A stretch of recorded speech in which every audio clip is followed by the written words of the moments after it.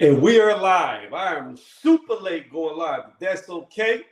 Blair the Flair Cobbs retracts what he says. Before I get into that, I want to give it a shout out to Just Do. I saw it earlier today on his channel. Then I looked it up to see exactly what Blair the Flair did. And pretty much he did. He backtracked on everything he said about Vergil Ortiz, said he wasn't on PEDs, and he apologized. And I thought the video was hilarious because this dude looked like he was. You ever seen the videos where people are kidnapped and there's a gunman behind the camera and they're reading a script? That's how this video looked where Blair the Flair was apologizing. I'm going to show a short picture of it because I can't play it on YouTube without risk of copyright strikes. So we'll do like this. This is him right here, looking like somebody, a gunman's behind the camera, forcing him to say this. I don't know if Oscar was behind the camera. Vergil. Oh, wait. Don't talk. No, don't talk. But yeah, so he looked like he got kidnapped by Golden Boy. I don't know if it was B-Hop behind the camera. Somebody was behind the camera. Or he had a cease and desist letter come in the mail to where he didn't want to get sued like Mayweather did when he was saying Pacquiao was on PEDs. So he retracts it all. He said Vergil Ortiz is a clean fighter, and that's that. But again, I got that source information from Just Doing. I just wanted to speak on Blair the Flair. Woo! Cobbs in the bushes, in the woods, apologizing, looking like he was fearing for his life. I really thought a ransom note was going to come after he was done talking. But with that being said, you know, we like to talk about PEDs in the sport. Recently, Deontay Wilder, I spoke on this before, did an interview with, I believe it was Fight Hype, I want to say. And he was saying that he doesn't think guys should get tested, that they're all cheating. And I've been 50-50 on this. So I believe there should be testing. But I believe that if you are caught cheating, you should be banned from the sport. That's it. You're done. One and done, banned for life. Get them out. There's no slaps on the wrist. There's no getting away with it. There's no this letter, that letter. I ate eggs. I believe that's what Conor Ben's trying to claim now, allegedly. At least I heard that on another YouTube channel, that they was trying to say that he popped top from Clomid because he ate 30 to 35 eggs a week. Well, I eat 6 eggs a day, and I can promise you I'm not going to pop out for Clomid. But anyways, I believe that's what they're going with according to this other YouTube channel. So that's according to them. I don't know if that's true or not, but I just don't believe it. I don't believe it. I can't say he's dirty until all the facts come out, but I can say that I don't believe it.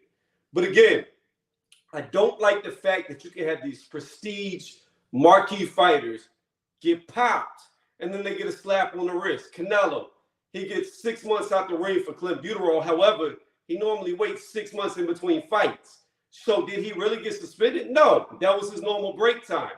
You have Valdez, got popped for the herbal tea, and he got to still fight. You had Conor Ben, he got popped. He was going to be allowed to fight until the news broke. Once the news broke, that's when we found out, everybody found out, and then UK was like, wait a minute, polls, we can't do this. We cannot do it. And that's the only reason why Eubank then ended up fighting Conor Ben, and he went through with the Liam Smith fight. Because had it not been for a leaked source, I truly believe the fight would have went forward. Because it appeared like Eddie Hearn was doing everything he could to get that fight pushed forward. What's going on, LeBron? What's going on, UGC Flame? But then you get a fighter who's not pristine, who's not a household name, who very little people know unless they really know boxing, and Gerald Miller. He gets a 2-year ban. Gets caught. I believe he got a 4-year ban. So it's like these bans aren't the same. How are some guys getting the fight? How are some guys like Tyson Fury getting their ban set back like they've already served time? Like Tyson Fury got it like he was sitting in the county and it was time served. Like he literally got nothing for the boar meat. There was literally nothing that came from that. So again, you have a guy like Gerald Miller who gets kicked out of the sport for 2 years. Yes, he was on everything, but the point is he was cheating just like the other guys were cheating, but the punishments are not fair. When these guys have all the money behind them, it doesn't matter if they get caught, because if they get caught, to me, it seems like it's just, don't worry, 6 months will get you in the ring. So my thing is this. If you're not going to ban them all the same, and if you're not going to get them out the sport, then what the fuck is the point of testing them? Because at that point, to me, in my opinion, it becomes an unfair advantage to the guys on top to cheat, because they know if I get caught, I get in no trouble. But the guys coming up, they can't cheat because they know if I cheat, I get a 2-year, a 4-year suspension. So it's almost like the drug tests are being used to protect the guys on top with the names, with the notoriety. And I don't like that. So again, if you're not going to treat everybody the same, regardless if they're a cash cow or not, then what the fuck is the point of testing them? Make it fair. Either they all get banned or none of them get banned. Either way it goes, it needs to be fair. I don't like it. I don't like it at all, how things are playing out. So that's my 2 cents on that. Let me see what's wrote in the chat. Let me see. They probably told Blair to retract them statements, or they feed them to Crawford, which is funny because he was calling out Terrence Crawford for a fight. He was saying, woo, I could beat him. Woo, I could beat him. He said he could beat all of them. He called out, in the interview I saw, he called out Boots. He said, I'm a Philly fighter, so I know how to fight Philly fighters. Those counter punches, they're not going to work on me. Shit that he does, not going to work on me. But he's already lost to Roca, who's first in line now for Terrence Crawford, from my understanding. I think that's the fight that, and I don't like this at all. Speaking of that, first in line for Crawford, we have Golden Boy. Oscar De La Hoya wants to sign Terrence Crawford, right? He's got 2 fights taking a priority over Spence. Those 2 fights are Vergil Ortiz and who was the other? Oh, Roca. It was Roca first, then Vergil Ortiz, and if he can beat those 2, then he'll try to get a Spence fight set up. What? What? What is that? I have no idea. Nobody wants to see Terrence Crawford fight Roca. The Vergil Ortiz fight is a good fight. However, Vergil could have fought him on 2 different occasions and decided not to fight him. He was already his mandatory twice. Now he's fighting Stanionis to be Earl Spence's mandatory. So that doesn't make sense to me. But anyways, let's see here. All right, everybody's just saying what up to each other. Don't forget, hit the thumbs up. We're going to bench press like always on Mondays. It's been Tuesdays the last 2 weeks, but we're going to do it. But these live workouts, while we talk about boxing, are about to end. I got a link in the chat. If anybody wants to jump on, talk boxing, we can talk about anything. It's going to be an open panel. So yeah, there's that. It's much better when I'm working out that people jump on, so that way, while I'm doing this, y'all hear people talking versus me going, struggling. I hate grunting, but when the weight's heavy, you can't help it. Let me see. LaRon said, forget about Spence. He's already ran to 154. I agree. What I said was, and I said this a long time ago, way before now, I said, undisputed at 147 for Crawford is unattainable. It's not going to happen. Spence is not going to fight him. So go the WBO route and become first in line for Charlo. You could be the mandatory literally overnight. Either you're going to retire or you go up to 154 and become undisputed at 154. To me, that's more impressive. A win over Charlo is more impressive than a win over Earl Spence. And if he beats Charlo, then Spence can't move up, because if Spence moves up, he has to fight Crawford.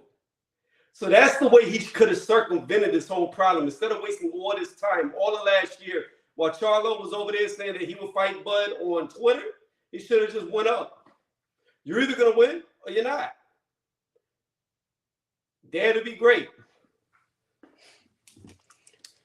It'd be your 4th weight class. You could have done something that I know Canelo did it. He's a 4 weight class champion, but the Kovalev win is a little, really wasn't a guy in his prime at his best. Crawford, in my opinion, would have done something that Canelo couldn't do. Canelo couldn't beat Vergil in 175. So Crawford would have been a 4-division champion, 2-time undisputed, if he beat Charlo. It sucks that he didn't get it at 147. And if he beat Charlo, he could always come back down to 147 because he's not a big guy. But I just felt like that's the easier way to do it, the easier route to go. I don't know if y'all agree or don't agree, but I do agree with you, LaRon. We need to forget about the fight because it's never going to happen. And the thing that's so stupid to me is people talk about marination. Marination. First off, we're not cooking steaks. There's no marinating that needs to go on. Second off, Earl Spence Jr., Terrence Crawford, they're not Manny and they're not Floyd. They're not those two fighters. They're not global stars. You have one global star from the Philippines, one global star from America. Neither one of them are a global star in America. So how the fuck do people think marination would help this fight? A fight like this happening 5-6 years too late doesn't help the numbers. It only makes it worse. Let's get to these. Toby Bartlett in the building. What's going on, Toby? I've let Champ Ross know you're live, Tony, because he's really anti. Bro, there's no PEDs in his body. There's none. Y'all have seen me on camera week after week after week, month after month after month. Injury after injury after injury. Illness after illness after illness. Y'all see it when I get sick, lose weight, gain weight. Y'all see it when I work out hard, start to get in shape. Y'all see it. There's nothing here. All right. Unless you're talking about him joining in on the conversation. Let me see. You heard the backup plan. No, I did not. Who's the backup for Tommy Fury? Because I'm not 1,000% sure that fight actually happens. It's just right around the corner in February. Meaning neither one of them guys really had a camp. I'm not sure. I think Tommy Fury bails out on the fight for the third time. I think he's scared shitless of Jake Paul. And I think Jake Paul is going to beat him up. I don't know if he'll knock him out, but he's going to beat him up. Because you got to understand this. That Anderson Silva win is a very good win. A guy who moves like Anderson Silva is going to prep him well beyond anybody would at his current level. His skill class, Anderson Silva just leveled him up 10 levels. Getting that win over Silva, I'm telling you. And people like to say that Jake Paul is not a real boxer. He never fought a boxer. But hold up, pause, wait a minute. How is Anderson Silva not a real boxer? He beat an ex-world champion in Chavez Jr. Now, you can feel however you want about Chavez. His dad already disowned him. The dude was dancing in high heels. I got you. But the point is this. He was still a champion in boxing. And Anderson Silva beat him. So you have a guy coming from MMA who beat a professional boxer in boxing that was an ex-world champion. How the fuck is that guy not a professional boxer now? So Jake Paul, in my opinion, has already beat a professional boxer. This dude right here is just easy money. Easy money. All right, let's go here. I got to do this set because the pre-workout's starting to kick in. Spence jumping to 154 for nothing. He not fighting Charlo, so why move up? Who does he fight? 1-2. I think he gets beat by everybody at 154. I don't think he can beat Castano. I don't think he can beat Tim Tszyu. I think Fondora could very well knock him the fuck out. And I think Charlo would just beat on him all night. So who does he beat? Who does he beat at 154 at the top? Maybe Tony Harrison he could beat. Maybe. But again, we got to see what happens with Harrison and Tszyu. I mean, you got Jared Hurd, but I haven't heard nothing about Jared Hurd in a while and J-Rock. But I think J-Rock would beat Spence. So I really don't know who Spence beat. Oh! Wait a minute. No, I take that back. Danny went up to 160. I was going to say he could have a rematch with Danny Garcia at 154, and it'd be like, I beat Danny. I got the name on my record again. That's such a good win, even though he never beat nobody at 147. All right, what's going on, IB? Who I beat? How you doing? Mike Perry. Who the fuck is Mike? Who the fuck is that guy? Who the fuck is Mike Perry? I don't even know who that is. I have no idea who Mike Perry is, the backup plan. Haha. No, not you. Your thumbnail.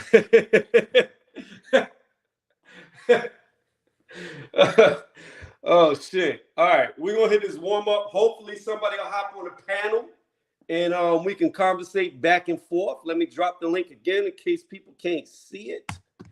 We're going to do this. I'm going to hit the set. Then we'll come back to talking. All right. Hit this real light warm up.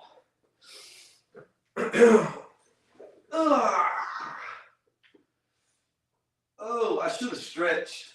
Oh,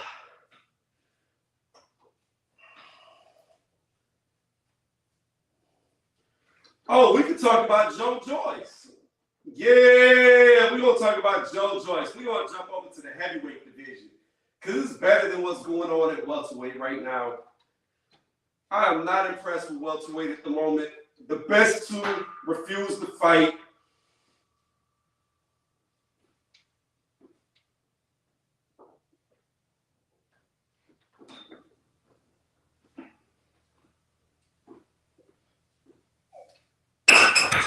I'm going to let y'all know right now.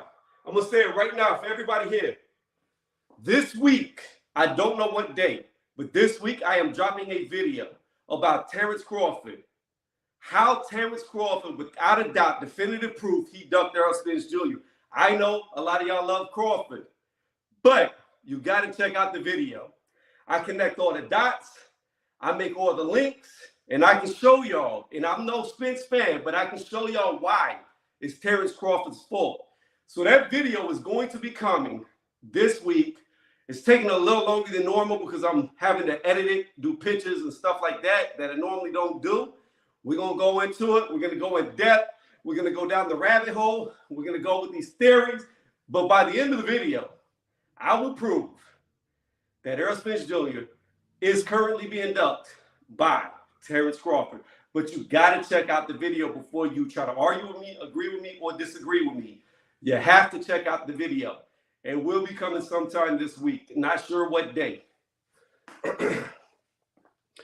All right. Woo! I wish I wasn't taking that pre-workout.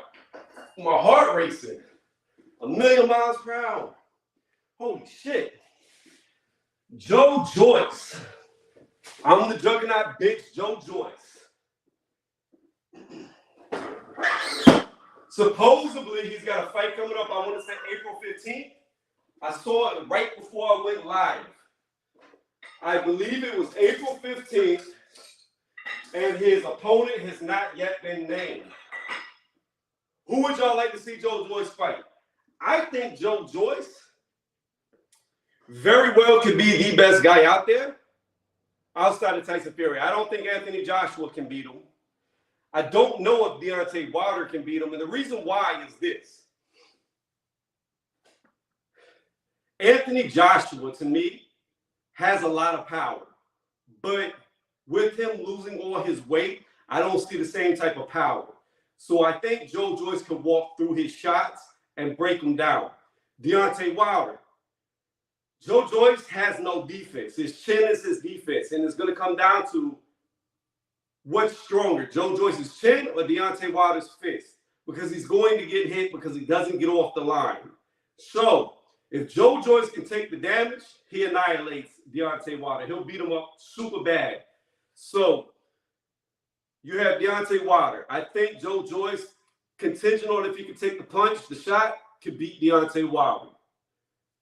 Past that, you have Tyson Fury. Now, Tyson Fury very well could outbox Joe Joyce, but there's a possibility with the pressure, the size, the mass of Joe Joyce, Tyson Fury can't outbox him. He can't do what he's used to doing. He can't big guy him because Joe Joyce is the bigger man.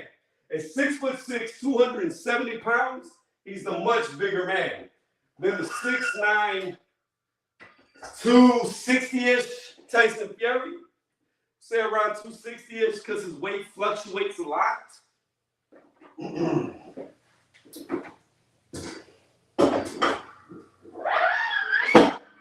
So Usyk is the other one. Now Now, here's what we know. Joe Joyce and Usyk fought before. Usyk beat Joe Joyce before. But here's the problem. I went back to watch the Joe Joyce versus Usyk video fight. And Joe Joyce was only like 190 pounds when they fought. He wasn't 270 pounds like he is today. So the Joe Joyce that fought Usyk is not representative of the guy that's there today. Completely different fighters, completely different type of fight, completely different type of style. So I'm not sure if Usyk could beat Joe Joyce.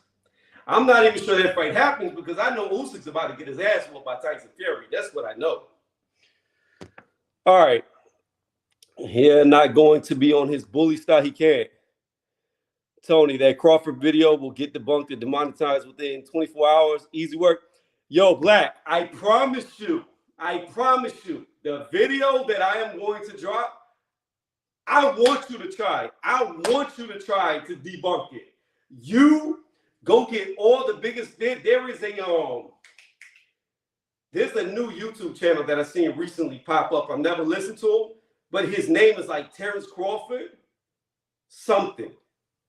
Not even that guy who named his channel after Terrence Crawford and has him as his thumbnail could debunk this video I'm about to drop. Nobody can. Nobody can. It's Floyd Mayweather defense on it. Because everything I say is going to be 1,000% true. With proof. Not just any type of proof. I've got scientific proof to go with it. So, again, I promise you, people who try to come to the challenge, their brains are going to explode trying to find a way around it because it's going to be a puzzle that can't be solved.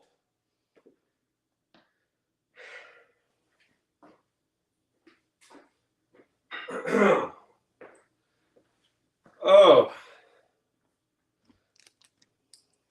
Watch the proof I bring.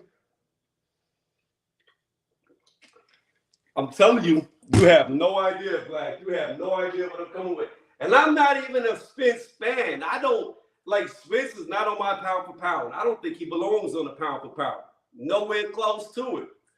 But I'm telling you right now, you're not going to debunk my video. I'm going to set it up as a premiere, too. I've got to figure out how to do it because I've never done a premiere, but I'm going to set it up as a premiere so you can be ready. So while the video is playing, you can be in a live chat. And if you think you can debunk it while it's playing, you go ahead and start typing. I don't think you can. I don't think you can. All right. Here goes the second warm-up. I'm really not feeling this tonight. This working out, I'm just not in the mood, not feeling it.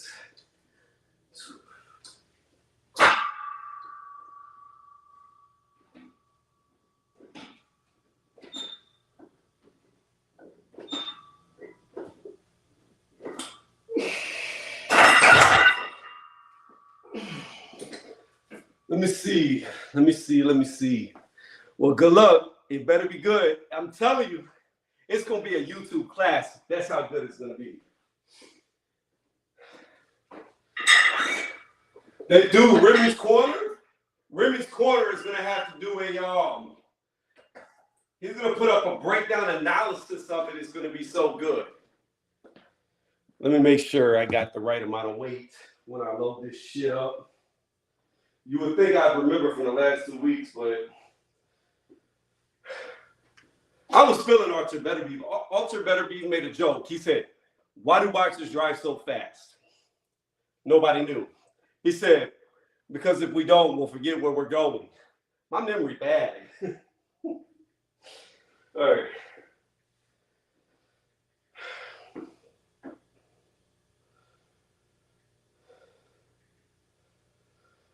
Okay, so I need to do the 45. So we'll do 35 times 4 plus 90 plus 45 plus 50. All right, let's stack them off of that.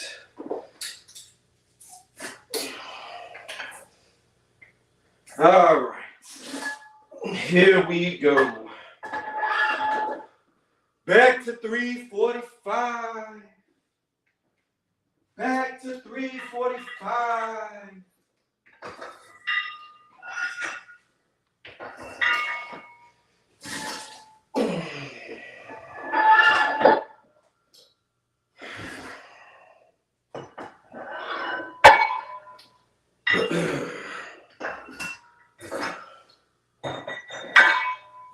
All right, we almost there. We almost there. We almost there.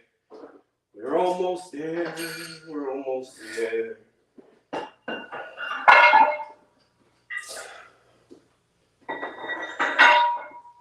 We're almost there. We're almost there.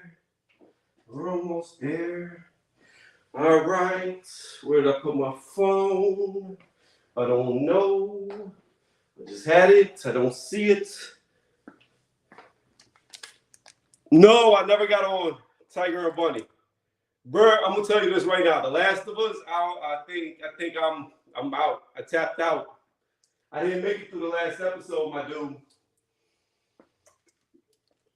I'm not gonna go into details, but nah, bro, not for me. Show was doing real good, and then it lost me. But as far as Tiger and Bunny goes, I haven't been back on it. Oops. Times 4.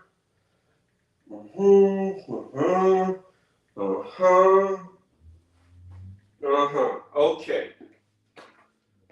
All right, time to move this big boy weight. Whew. Damn, chat started so live. So many people were in the chat. I started working out. Chat done disappeared. Where'd everybody go? No, I never played the game. I never played the game. But regardless, my dude, regardless, I didn't need to see somebody's whole life story. Okay? I want to see action. I want to see what the show's about, not a detour and then it turned into another show. He said, otherwise you would have known it was coming. I'm not even mad at that. Like, I'm not mad at that. Like, that's fine. It's cool. I don't care about that. But to spend a whole episode, why are we detouring this much? So that means that every single key character, their whole life story, nah, man. It's too much of a detour from the action. I want to see what happens with the little girl.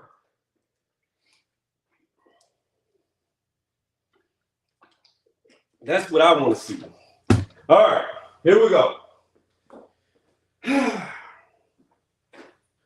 I really am going to have to stop doing this much weight here because I feel like I need a sponsor. Because if one day I come in here and I'm not as strong as I should be, this shit going to get stuck and it's going to suck.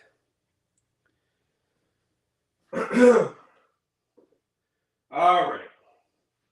Bro, you know what I found out about and I didn't even know? Ant-Man. There's a new Ant-Man movie coming out. I had no idea. It's coming out next month in a couple of days. Like, I didn't even know.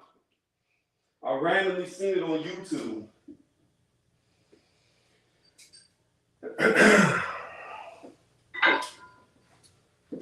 All right. But yeah, back to JoJo. Back to the topic that I was talking about. Who beats Joe Joyce? Zilly Zane doesn't beat Joe Joyce. Hergovich doesn't beat Joe Joyce.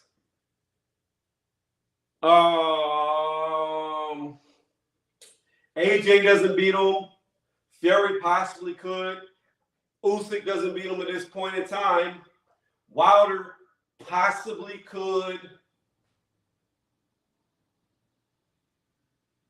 Do I still put Chisora in the mix? We already saw Parker get annihilated. Andy Ruiz Jr. Could he beat him? I don't think he could. I don't see anybody in the top 10 fucking with Joe Joyce. And like I said, he already beat Parker, so that's 1 out of the top 10 he's already beat. I don't know who he fights. Like, who do you put him in there with? Maybe he fights Dillian White. Maybe that's the big announcement, because White's not getting AJ. But I feel bad, man. I like Dillian, but Dillian's not fucking with Joe Joyce. Joe Joyce will destroy him. Like, if that chin can't take an uppercut from Povetkin, there's no way it's going to take shots from Joe Joyce. He might get knocked out by a jab. All right. Here we go. Like I said, these workouts on Boxing Talks are going to stop because every time I work out without people chiming in with me, these things go down here real quick. Everybody leaves. They're like, why is this dude working out talking about boxing? Why? You're a boxing channel, not a weightlifting channel. Why?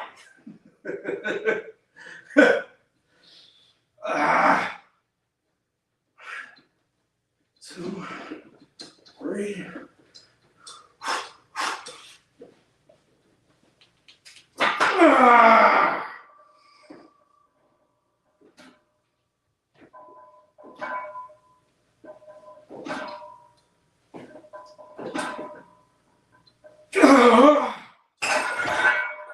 Whoo!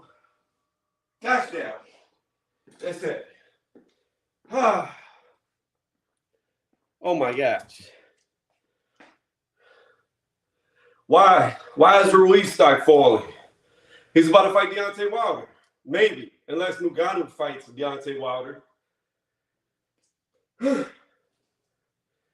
Like Wilder done stole Tyson Fury's blueprint.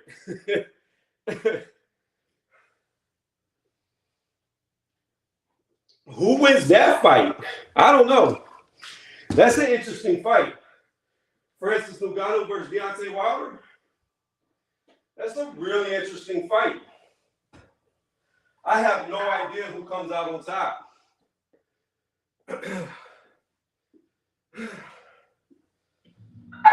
Fuck. Heavy.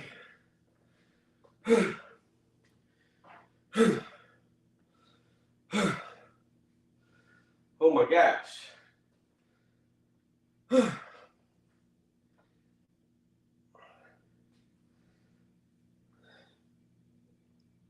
Let me see his last couple of fights. Yeah, he ain't been looking too hot. Ever since that whole Canelo camp got caught with all them PEDs, he been looking real bad. I agree. Not saying he's on PEDs. I'm just saying, ever since that whole Eddie Reynoso camp's been popped, he ain't looked the same.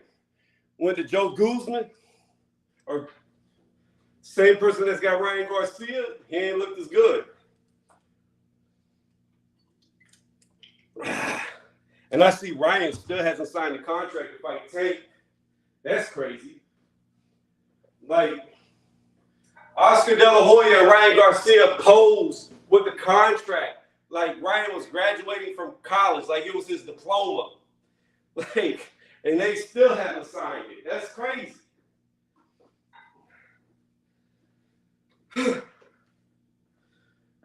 Sugar Hill Stewart or Derek James would be a very good boxing trainer for Moses Atama.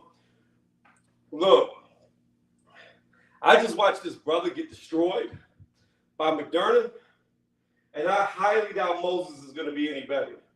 Like, I just watched Moses fight a guy who didn't even get punched and went into the fetal position.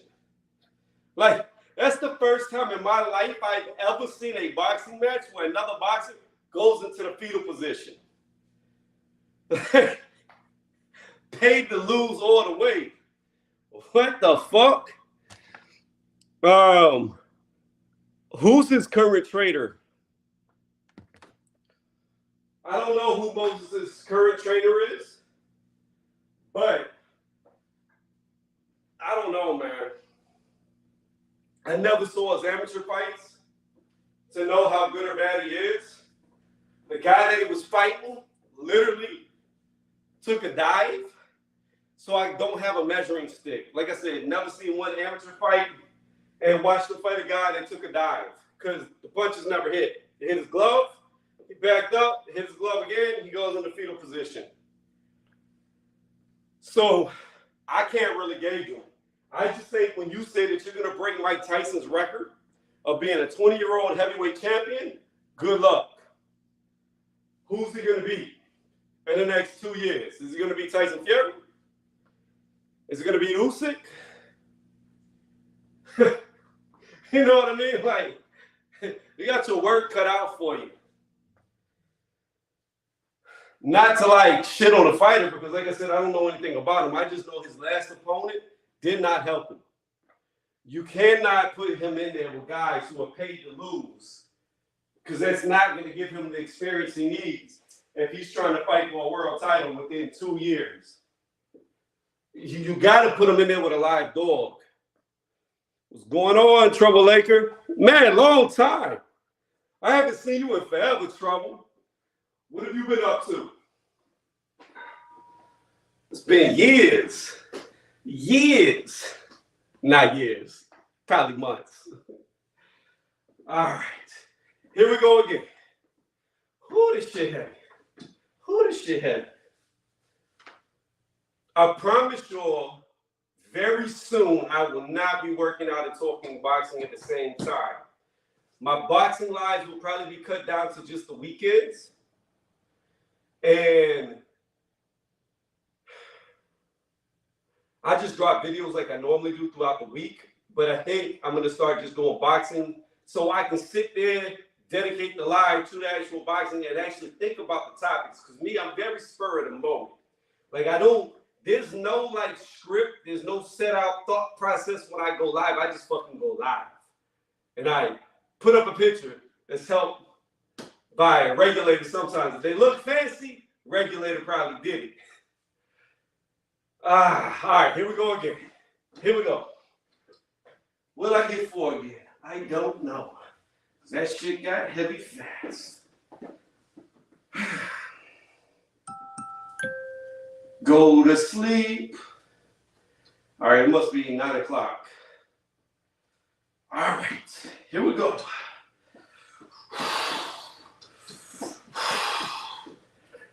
One, two,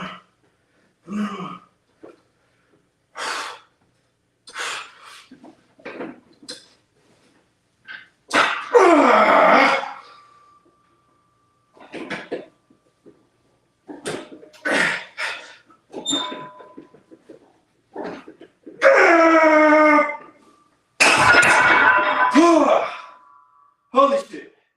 All right. Woo! Oh my gosh. You said I knew Avenesian would lose. I cannot believe there are people who follow boxing that are trying to say that fighting Keith Thurman is a better win than fighting David Avenesian. People have lost their fucking minds. David Avenesian is way better fighter today, right now, than fucking Keith Thurman. I don't give a fuck what Keith Thurman did in his past. Because if we're going to go by that, then David Avenesian's got a better win than Keith Thurman ever did. Keith Thurman fought one Hall of Famer, Manny Pacquiao, got that ass whooped. David Avenesian, to my knowledge, only fought one Hall of Famer, Shane Mosley, whooped that ass. So, again, David still comes out on top. If we're going to go with the shit of what Keith did in the past, well, then we have to go with what Mosley did in the past. Sugar Shane Mosley, a way better fighter than Keith Thurman, and David whooped him. If we're not going to take into account age or none of that shit. So it's ridiculous that people try to come off and like pretend like David Avenesian is a worse fight than Keith Thurman. Especially Keith Thurman at 154.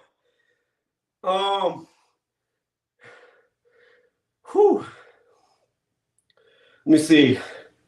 How much? Tom, 345.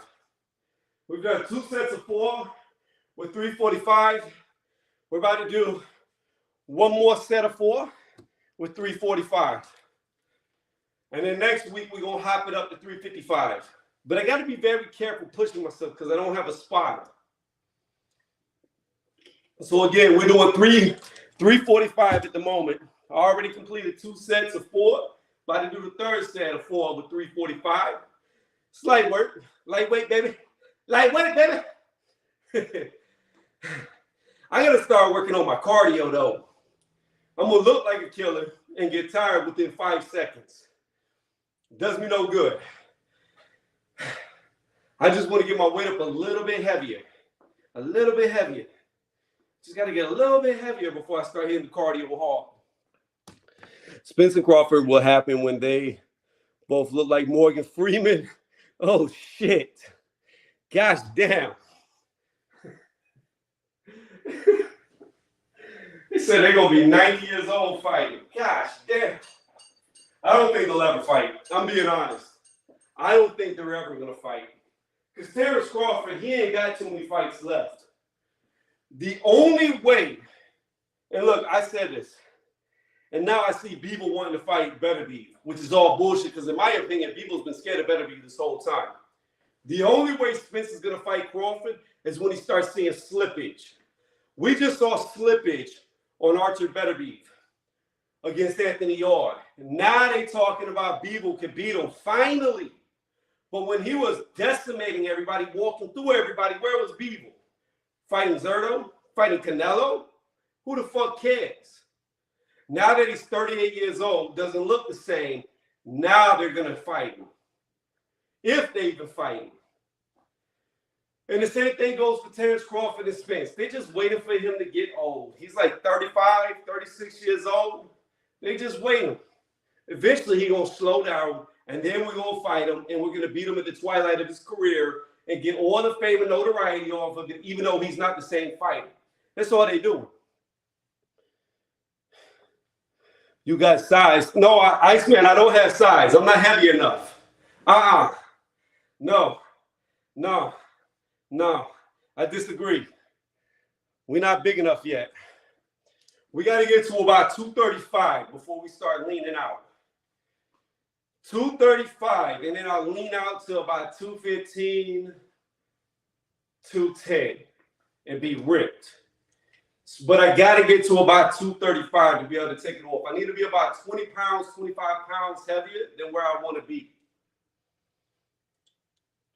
So right now, we're at about 225, 226-ish. So I need about 9 more pounds, 10 more pounds, and then we'll start cutting out. Prime Beterbiev versus, he beat Andre Ward. We watched Kovalev beat Ward. If Kovalev could beat Ward, even though he was robbed, if Kovalev could beat Ward, there's no fucking way Ward could deal with Beterbiev. Beterbiev is better than Kovalev ever dreamed of being. He's better than him. And the thing that makes Beterbiev doesn't get credit. Nobody ever talks about how good of a technical boxer he is. The dude also never loads up on shots. He did against Yard a couple of times where he came up missing big, and I think he was getting a little desperate, especially after the 6th round where he was missing big. But again, his technical ability is just way better. I wish he would have turned pro sooner. But unfortunately, a lot of them Eastern European fighters, their best days are spent in the amateurs. Just like a lot of the Cubans. Best days spent in the amateurs.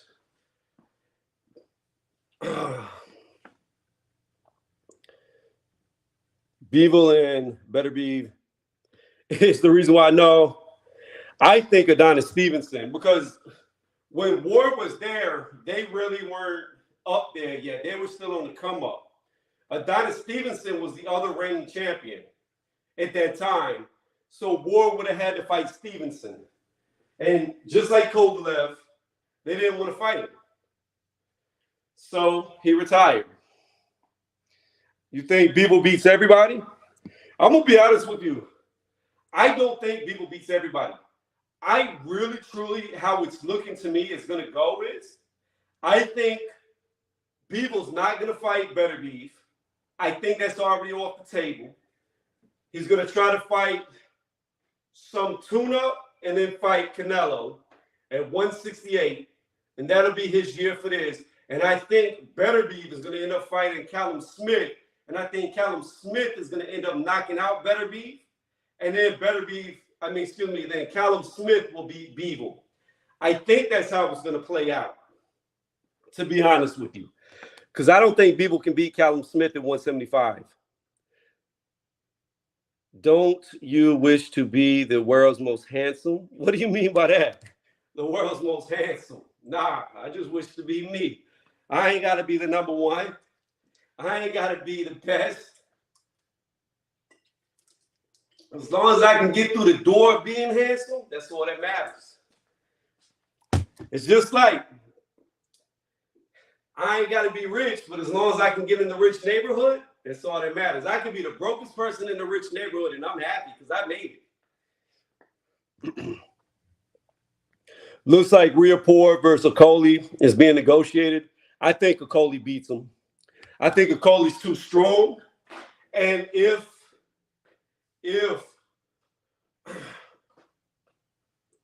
oh shit, can't even talk. If Riapor gets an advantage, I think Okoli's going to go back to his MMA tactics and just wrestle with him and beat him up in the clinch. Especially with the height advantage being on Okoli. What is Riapor, like 6'4"? And Okoli, I think, is like 6'6", 6'7". So I just see Okoli. Yeah, just it's going to be jailhouse tactics. I think he beats Riapor. And I also think Riapor is too slow. I think Okoli's much faster, quicker with the snap. His instincts are better, meaning that Riapor sometimes to me looks like he thinks too much. He's trying to be too calculated, whereas Okoli just lets the shots go. So I've got Okoli over Riapor. Better Beef is getting old, bro. I agree. He's getting very old. That's why I think Callum Smith's going to catch him. Prime Better Beef ain't nobody to fuck with. I agree. I've said it for years that I think Better Beef would beat Beeble. I think he's the number one guy. He's got 3 out of the 4 major titles, which proves he's the number one guy in the division. But like Earl Spence Jr. is doing to Crawford, Better Beef might have been aged out. He might have been aged out. Because Anthony Yard, I'm telling you, I had this weird gut feeling. If Anthony Yard could have weathered the storm in Tunde when they jumped up on the ring, if Anthony Yard could have weathered the storm in that 8th round, I have a feeling deep down inside that was Yard's night. I feel like Yard would have beat him. Yard was up on the scorecards. Now me, I had Better Beef ahead, but the official scorecards, the ringside judges had him up. So after that 8th round, had he survived, it would have been even, barring that he didn't get knocked down again.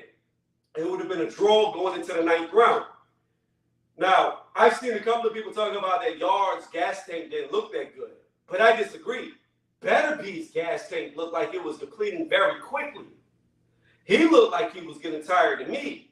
He was missing a lot of shots. He was getting caught by the check left hook all night long.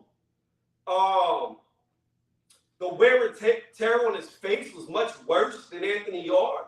I just truly believe, like, if Tunde would not have stepped in and Yard could have weathered it, I'm not saying he would have. I'm saying if he could have, I think he might have stopped Better Beef late in that fight. I think 11th, 12th round, Yard would have got to him. I really do, because I felt like Yard, he got hit. He got hurt. He got caught by the overhand. He went down. But when I was watching it, I saw Tunde yelling at him at the side of the ring. And Yard looked at him and yelled something back. And he looks at the referee. That told me he's there. He's aware. He knows what's going on. Yes, he's hurt. Yes, he was buzzed. Yes, he was stunned. But he was aware enough to know who was yelling at him, focus his eyes on him, say something back, then look back at the referee. Moving past that, the fight starts back. He gets hit by the same overhand. Actually, I think it was a hook that staggered him. Then he gets caught by the overhand and the jab. And you see him go back. His guard was up. His hands weren't down. He bounces against the rope. He turns his head to look at Betterbeef coming off to his side. And then the referee runs up. So again, while he was hurt, while he was dazed, while he was buzzed, don't disagree with that. He was still aware of what was going on around him. And when you have a 38-year-old who's been hurt several times in the fight, for the first time, we've never seen Betterbeef hurt. We saw Callum Johnson drop him, and when Callum Johnson dropped him, it just woke Betterbeef up. He wasn't hurt. However, Yard hurt him several times. So you got a 38-year-old who's been hurt several times. You give your fighter the benefit of the doubt because opportunities don't happen often. They don't.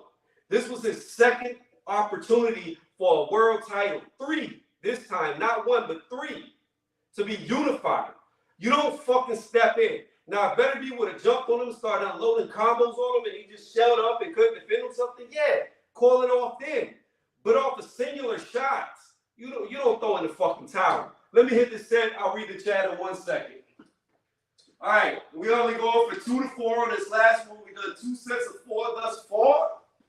But again, I got to be careful pushing it without a spotter. Because you never know when the arm's spaghetti noodle.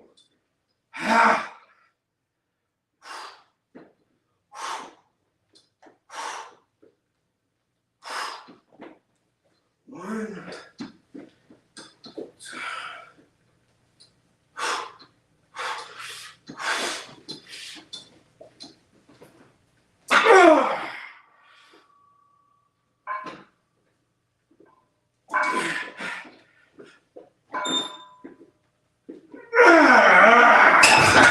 I'm not going to push it. I feel like I could have done a 4th one, but I'm not going to risk it. So I'm satisfied with that. 2 sets of 4, 1 set of 3, 345. We're good. All right, let's see what's going on in the chat. I had Betterbeef winning by almost 2 rounds. So I had it 4-2 in Betterbeef's favor. But when you look at the momentum of the fight, round 6, I gave Yard. Round 7, I gave Yard. Round 8, I had Yard winning until he got caught by the overhand. So the momentum up to where he got dropped was all in his favor. All right, let's go. Did you hear that Haney is begging for more money? He is trying to get out of that fight. And his fanboys will say Loma ducked Haney. I think Loma will whoop that kid from pillar to post. I don't know. I don't know if Loma can beat him or not. And I don't know how much money they're offering him and how much he's asking for. So it's hard for me to say if he's trying to get out the fight. I don't know if they're giving him a low ball number or he's trying to get out the fight like you say that he's trying to do. I don't know. I really don't know. I would need more information, and then I would need to compare how much they were offering him to how much he's been paid prior to. Because without knowing those key details, it'd be impossible to know if they're trying to give him what he's worth or not, in my opinion. We're going to have to start speeding up this workout because I don't want to be here after 10, still working out and not eating dinner. Because we're on a mission to gain this muscle, gain this mass, gain this strength. Be back on top. I got to start deadlifting again. That's the main thing. Deadlifting increases your strength everywhere. Oh, wait. Dripping. All right. Should be 30. Yep. All right.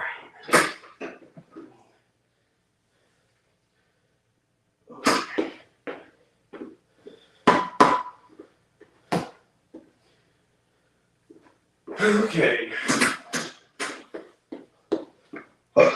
Excuse me. All right, we're going to go for 285 on the incline. That is the goal. 285 on the incline. The only bad thing is I sometimes hit these J clips or cups, J cups. So it kind of fucks up my set. Hopefully I won't do that. And we can rep this out. All right, let me go back to the chat. Let's see. What's going on, Charles D? In the building. First line of trouble. The towel went in. I think Tundi couldn't wait. Oh, could have waited a bit longer. I agree. I don't know why I said 42, 5-2. That's what I meant, Iceman. I don't know why I said 42 because it went 8 rounds. You know what I meant. No, wait. I had it 4-3. I'm sorry. Because I had 6, 7. No, 5-2. You're right. 6 and 7. I gave a yard, had him winning 8, and then he got stopped due to Tundi. I think Tundi needs to be fired. Let me see. UK's turned into a heavyweight factory. The new kid is looking to beat. No, Trouble. We was talking about it earlier. You talking about Moses? You know, in that same card, his brother got knocked out by Moderna.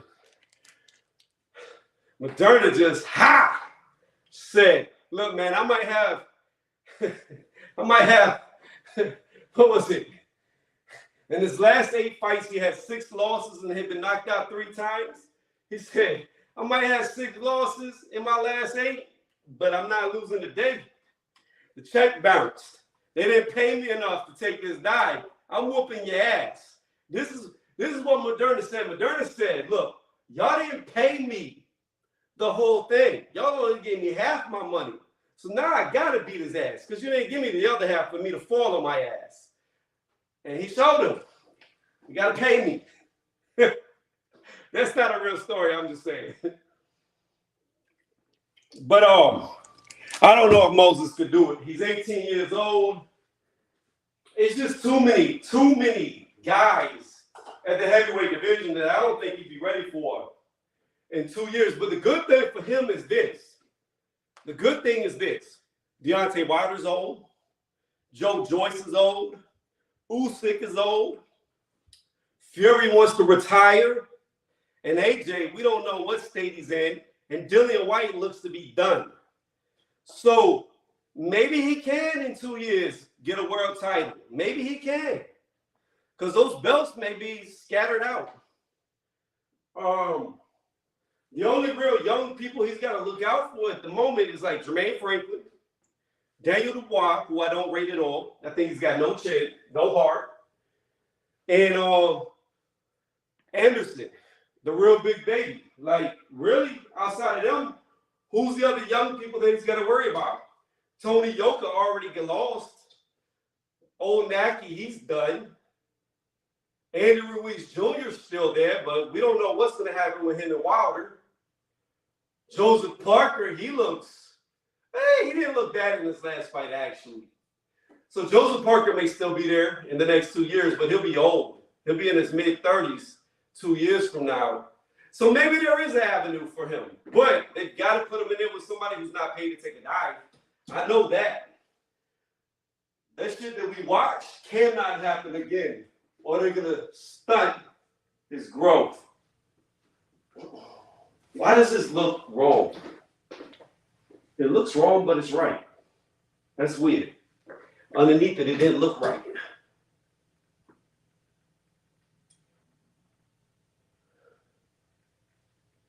What is going on? Why does it?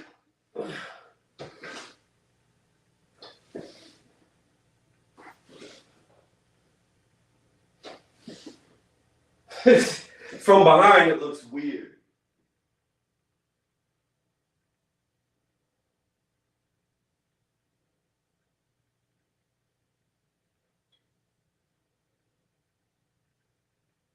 Guys,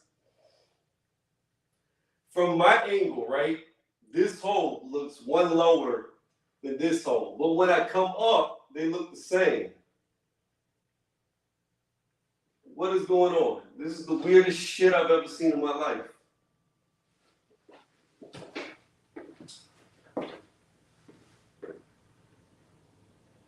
Am I what is going on?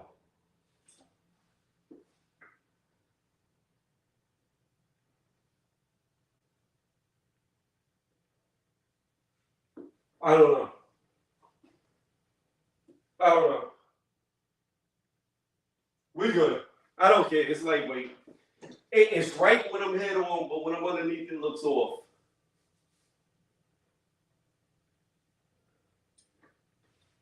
That shit just look weird. Okay, who cares? I digress. Back to the workout. I gotta speed this shit up.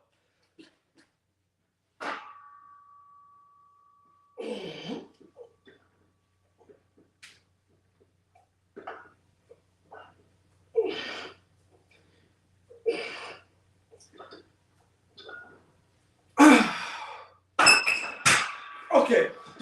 Chat's build it up. Let me read it. Go back. Oh, Torres. I forgot all about Torres. Torres, that's the next champion right there. Yep. I forgot all about Torres. You're right, Charles. You're right. Torres is that dude. I don't know who beats Torres. I think Torres runs through them all. He looks dominant. And Martin who? You're not talking about Charles Martin. What Martin?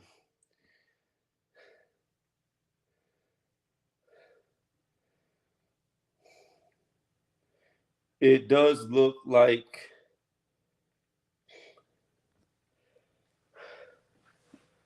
all right. Let's see here. Okay.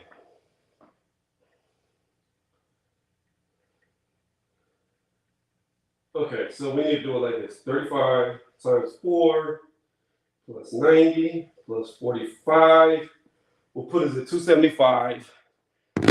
We're going to 285 on the incline.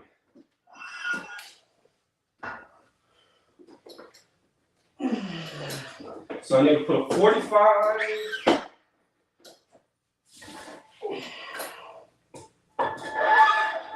I need to put a 45. I need to put a 45 and then a 5 on each side. And that should be 285. Should be 285. Should be. I believe it is. I'll have to recheck my math. Make sure those are 5s. Hold on. Okay, that's a 5. That's a 5. That's a 45. That's a 45. Okay. All right. Hold on one second, guys, and I'll come back to the chat. We just want to 35 times 4 plus 45 plus 90 plus 10. 285. Okay. Let me see here. Oh, Sanchez. I'm not sold on Sanchez. Because you got a Jogba too.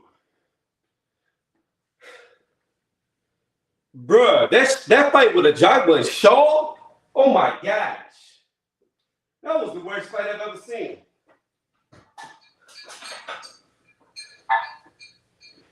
I don't think I've ever seen a worse heavyweight match than Shaw and a Jogba. A Jogba had so much hype. He's been such a letdown. But yeah, Frank Sanchez. I'm not sold on him. I'm not sold. Because I saw a Jogba hurt him bad. In fact, he dropped him and they didn't count it. So, I don't know. Looking at a Jogba, I'm not sure anymore.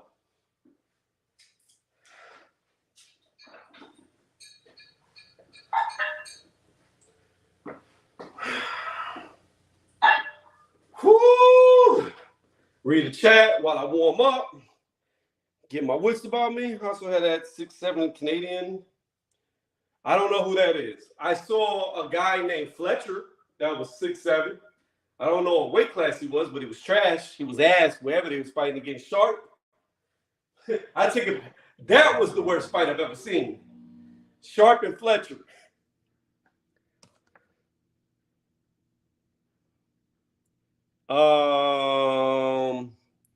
Jones has been out for so long. Yeah, but John Jones got picograms in his system. You got to remember that. John Jones is like Canelo. It don't matter what he gets caught with. He won't be allowed to proceed. I'm going to go with John Picogram Jones. That's what I'm going to go with. I don't I don't think John Jones is going to lose.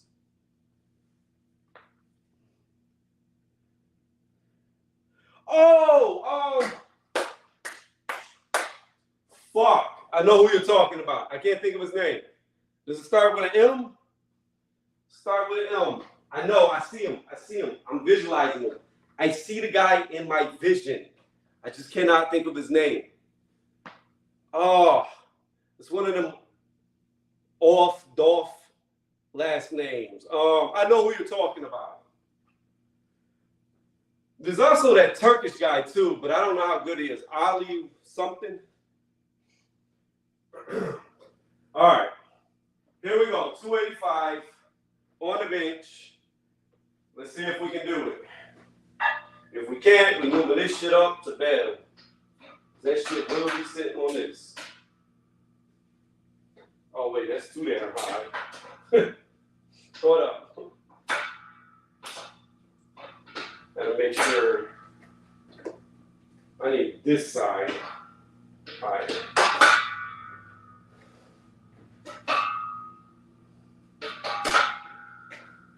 All right, let me make sure that's lower.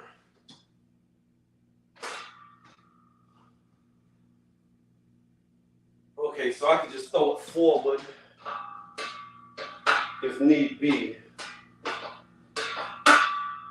No, that's 20, 21. Yep. Okay, that is definitely, just so scared it's gonna hit me here. If I can get it here, it'll be fine. All right, here we go. Not sure how this is gonna play out. I've done 275 quite a few times. This is my first time doing 285, and I don't know how long. Fuck. Here we go. Oh, I'm nervous. I'm so nervous. Oh, crikey.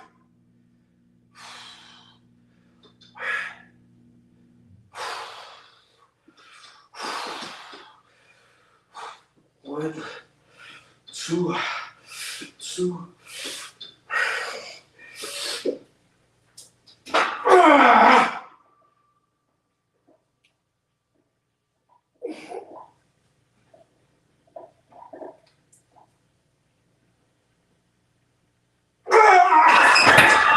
All right, we'll go for 3. I'm gonna do 3 sets of 3. That shit was heavy. Oh my gosh. I need an angled seat. But I can't angle my seat or I'm gonna hit them damn J-Clips. J-Cups. You lift weights, I'll lift this sandwich. Hey, I'm not mad at you. Look, man, I'm gonna be honest with y'all. If I was born 6'8", I wouldn't even be working out. I would just be big just cause. I'm fucking 6'8". Being that I'm only 5'11", I gotta go out. I can't go up. Oh man, what's going on, Lost Art? How you doing? Oh, fuck. Oh shit, that shit heavy. Oh.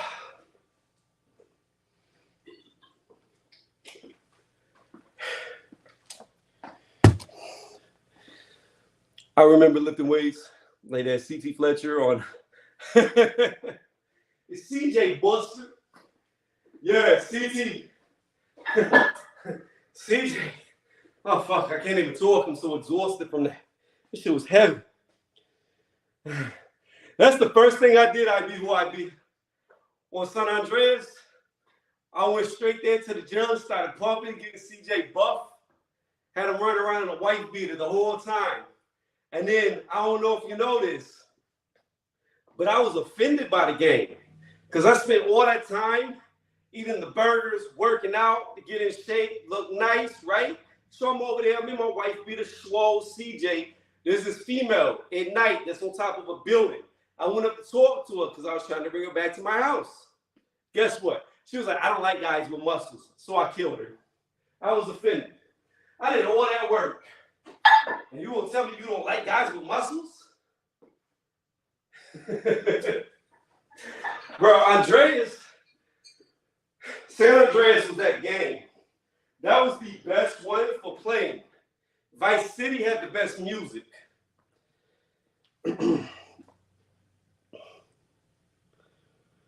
Hey, man. Sometimes, Charles, you got to get hemorrhoids to get bigger. You know? It'd be all right.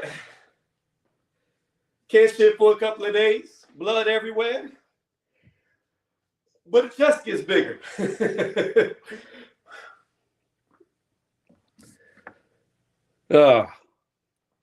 Mom telling you, like, I remember, like, Vice City, I used to just let the soundtrack play.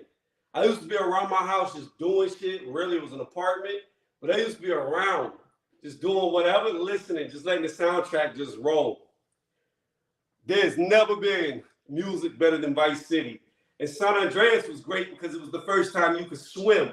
I'm over there doing a breaststroke, going through the water, getting on a bicycle. Grove Street. Belly and meat. That's all she wanted.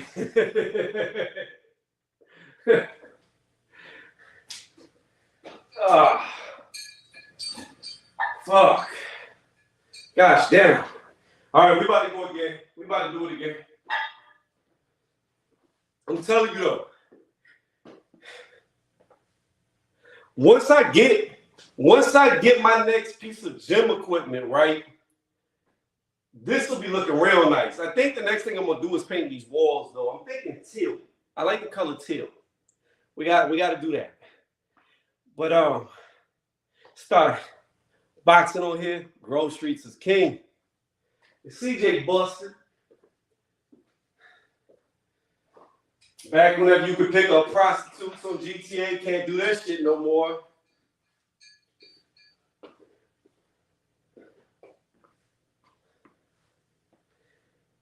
Take it to your house. Oh, fuck, this shit is heavy. Yo, there's a link in the chat if anybody wants to hop on and talk.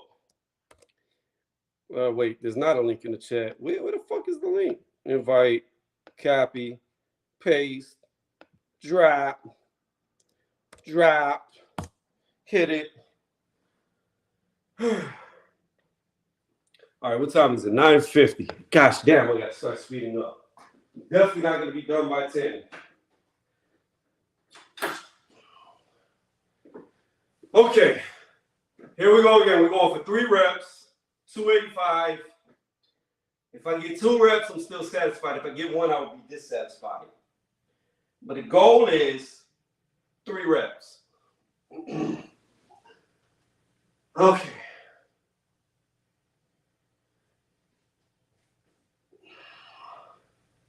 Make sure these are pushed in. All right. Whew. Here it goes again. This shit is fucking heavy.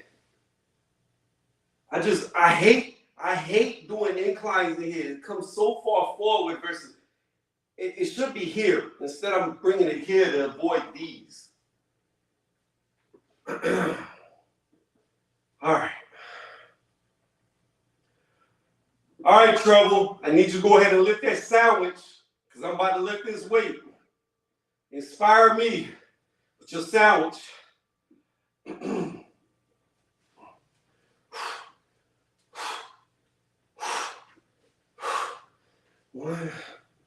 1, 2.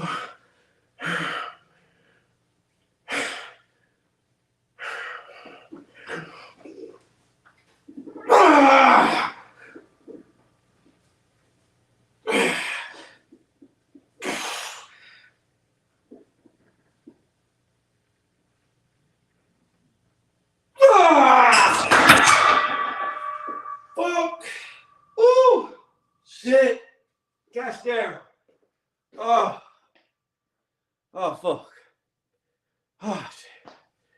Oh fuck. Nah, I disagree. Lightweight, more reps, horrible for gaining weight. Extremely heavy, low reps, put size on. You do lightweight, high reps, it more cuts you up. It's more cardio.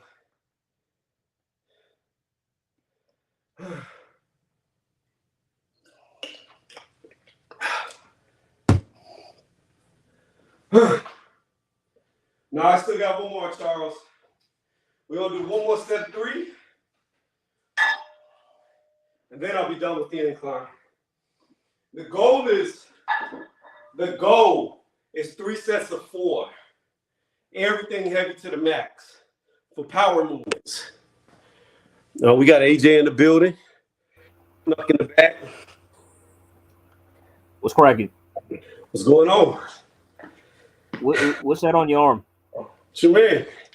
What's that on your arm, I see, bro? What you do? What you talking about?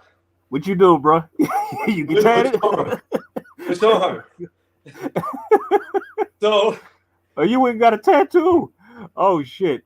What's that? What's it say? Let me full screen that. Hold on.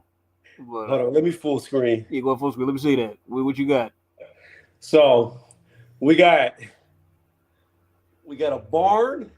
Well, that shit ain't real. That shit ain't real. We got a cherry up top with a barn and a cow. Tattoos colored in.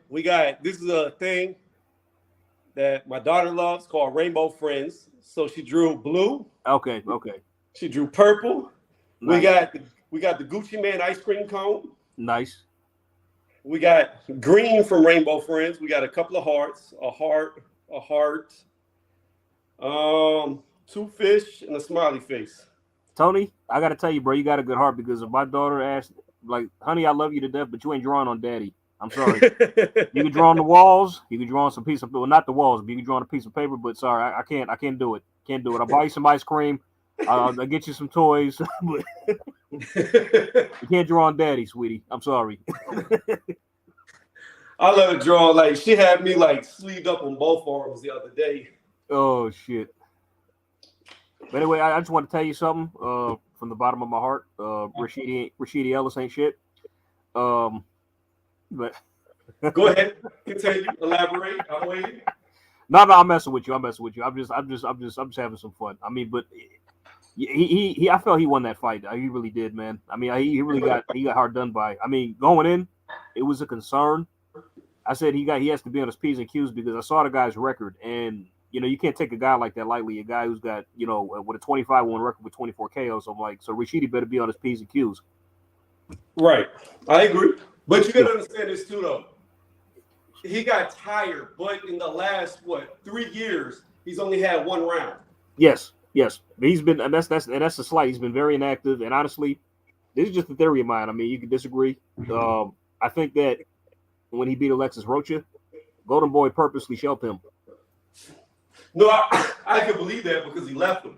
Yes. He wasn't getting any fight, because I think they wanted Rocha to win that fight, and when he didn't win.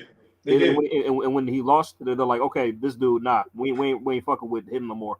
And then he was inactive in a fight for the next year. Then he signed to PBC, which I'm sure wasn't such a good move. But he did get in a fight, I think, last year, but he only fought a round. That was it. Well, my thing is this. I think the PBC robbed him, because he did all that shit talking to Boots, who they're trying to build up to be something. Yeah. And I'm going to tell you, judging off of Boots' performance, and I saw Rashidi's, I think Rashidi would have beat Boots if they would have fought that night, because I wholeheartedly agree. I concur because it's like like that night it went bad. I mean, Demetrius did his thing. He got dropped by a journeyman. Go figure. In the process of him dominating, he still got dropped. Ellis got robbed. Then you had Boots look like what he looked like with this guy. Nobody picked him to go to distance with that guy. I don't care what you say. Like nobody. Everybody expected him to blow him out like probably early. You know what I mean? But that's the thing, though, AJ. He doesn't fight anybody. He's never fought anybody of any consequence, any real resume. And I mean, who was it that he beat? Was it Lipinets? Who did he beat?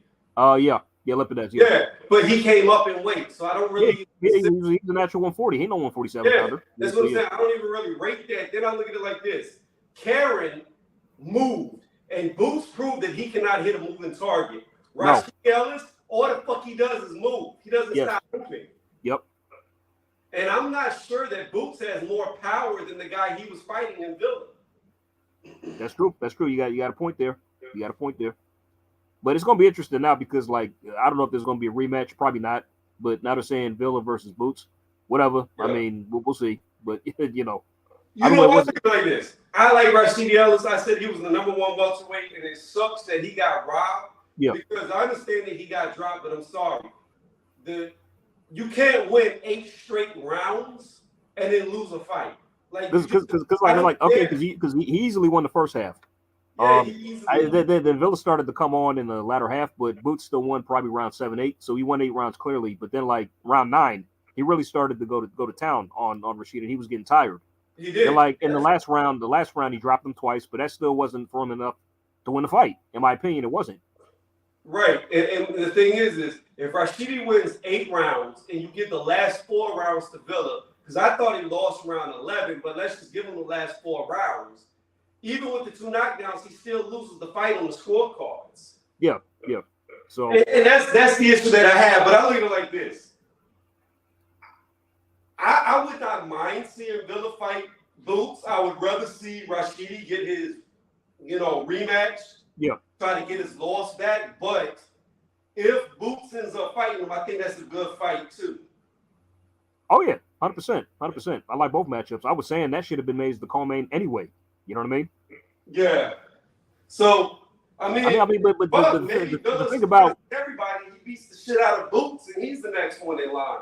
Bro, yeah, I know, right? I mean, but the thing about that fight was either Roman Villa has an underrated chin, or Rashid ain't got no pop, because he had no respect for Rashidi's power. He was just walking through every shot he threw. He hit him with, damn near. Yeah, but them Spanish fighters are tough. They are. I mean, I look at that guy. That guy was an Argentinian. Even though he's not Mexican, literally the Mexican style is stand in front of each other and beat the hell out of each other. Like yeah. I mean, they're mostly all pressure fighters and they're tough. I mean, I had to look up that guy was Argentinian, but I think he's Venezuelan or something like that. So. Where was he from? He's Venezuelan. I looked it up. He's Venezuelan. Yo, and it's so funny. Like, whenever he fought Rashidi Ellis, he looked like a killer, right? He looked like some fucking Colombian drug lord. But whenever you look up his box rec picture, he looked like a pretty boy with blonde hair. I know. Like, what the fuck? I mean, box rep, they need to update their photos because, like, they still got Rolly's old photo looking like they took that in high school. Who's that? Rolly Romero. like you look at his photo, it looked like they took it in high school or something. Like, look up Jerry Forrest's picture. How old that shit is. Oh yeah, I know. It's like they should update them photos probably after every fight they have.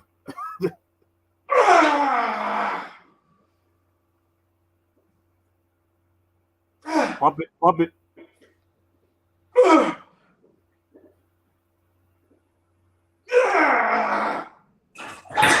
But what's the topic of tonight's live?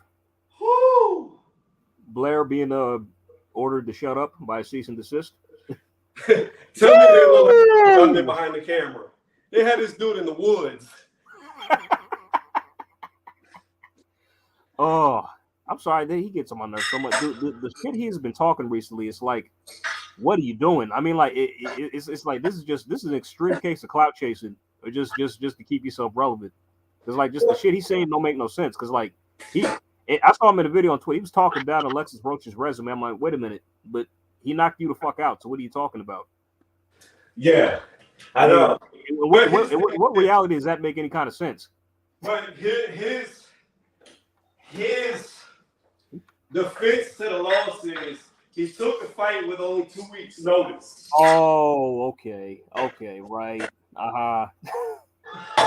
So he didn't have a training camp going into that fight. They gave him the phone call and he accepted it. You believe that? Yeah, because Rocha was scheduled to fight somebody else. Also, he did step in. Yeah, he stepped in. Oh, okay. Well, it's not.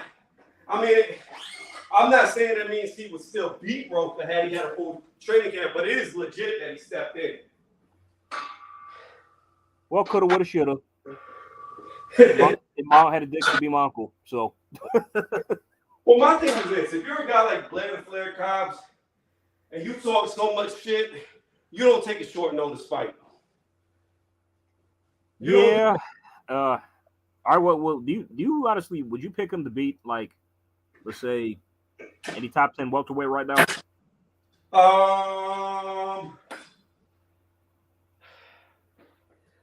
I don't know. That's a no. Okay, then that's a no. So. Yeah, I mean, the only guy I would have picked him to beat would have been Roker, and he got flattened by him. Yeah, we saw what happened. So I mean, maybe he might do better in the rematch. I don't know. He might go to distance, but I still think Roker would beat him if he fought him again. I mean, you do have David Avenesian there. Yeah, there's two. Knocked out. I think Avenesian would beat him. Avenesian's a cut above him, I think. What is Josh Kelly? He's at 154 now. He's a light middleweight. He's not a welterweight no more.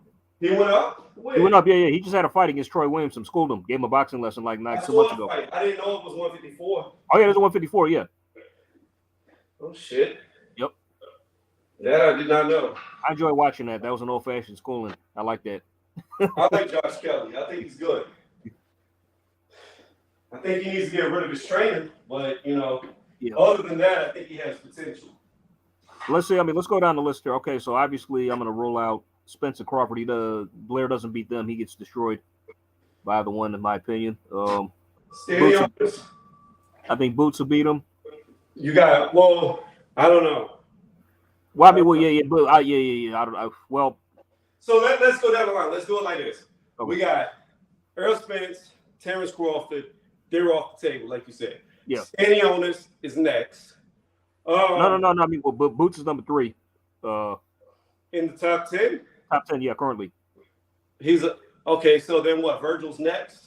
Ugas is number 4. I think he's way too high. How the fuck is Ugas still ranked? Yeah, I don't know. I even know why he's that high, in my opinion. I think he should be at the bottom tier, probably 10. But anyway, he's number 4. Vergil is number 5. And then Stanionis number 6? Yes, number 6, correct. Yeah. Then Thurman is number 7. Conor Ben is number 8. Butaev is number 9, and Avenesian is 10. Okay.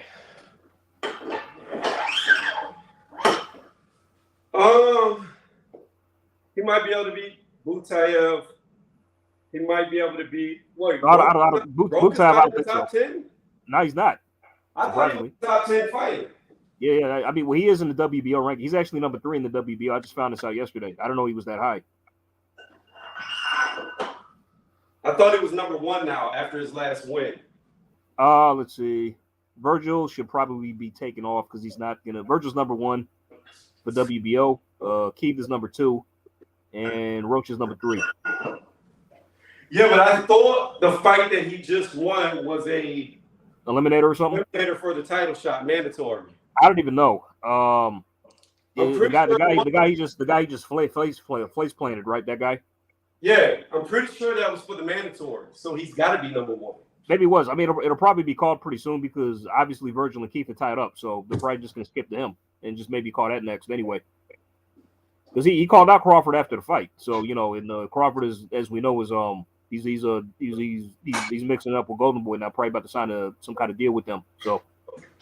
Yeah, and I don't like that at all because I was talking about he's going to fight Roca, then Vergil. Then after he fights Vergil and Roca, then he'll work on the Spence fight. That fight ain't happening, man. No, it's not happening. But I'm just saying, like. I'm not mad at it because he needs something to do. He needs to stay active. He needs to fight someone. And like, if this is the best thing out here for him to do, then right. Who am I to complain? Roca's not the best opponent, but once I learned he was ranked that high, it's like, okay, if they call him for the mandatory and he fights this guy, hey, then it leads to Vergil later down the line. I'm mad at that. It's crazy how many people shit on Terrence Crawford, but he's fought more mandatories and welterweight than Spence has. It's all fucking Spence. Exactly. That's what I'm saying. You know what I mean? It's like, he's always the fall guy for Spence fans. Whenever something goes wrong, they blame him. You know what I mean? Oh, speaking of that, AJ, this coming up week, I'm going to premiere the video. I've got definitive proof that Terrence Crawford duck Earl Spence Jr. Video coming soon. Oh shit. Okay. Yep. I like to see that. Everybody you know that you talk to, let them know. Come view the video. I'm not sure what day I'm gonna put it up because I'm still working on. This one's gonna be a legit video with pictures, edit, voice on cue with everything, and we gonna do it right. So let everybody know that Tony's Reviews is gonna be dropping proof. Okay. All right. I'd like to get a look at that. I'd like to see what you got.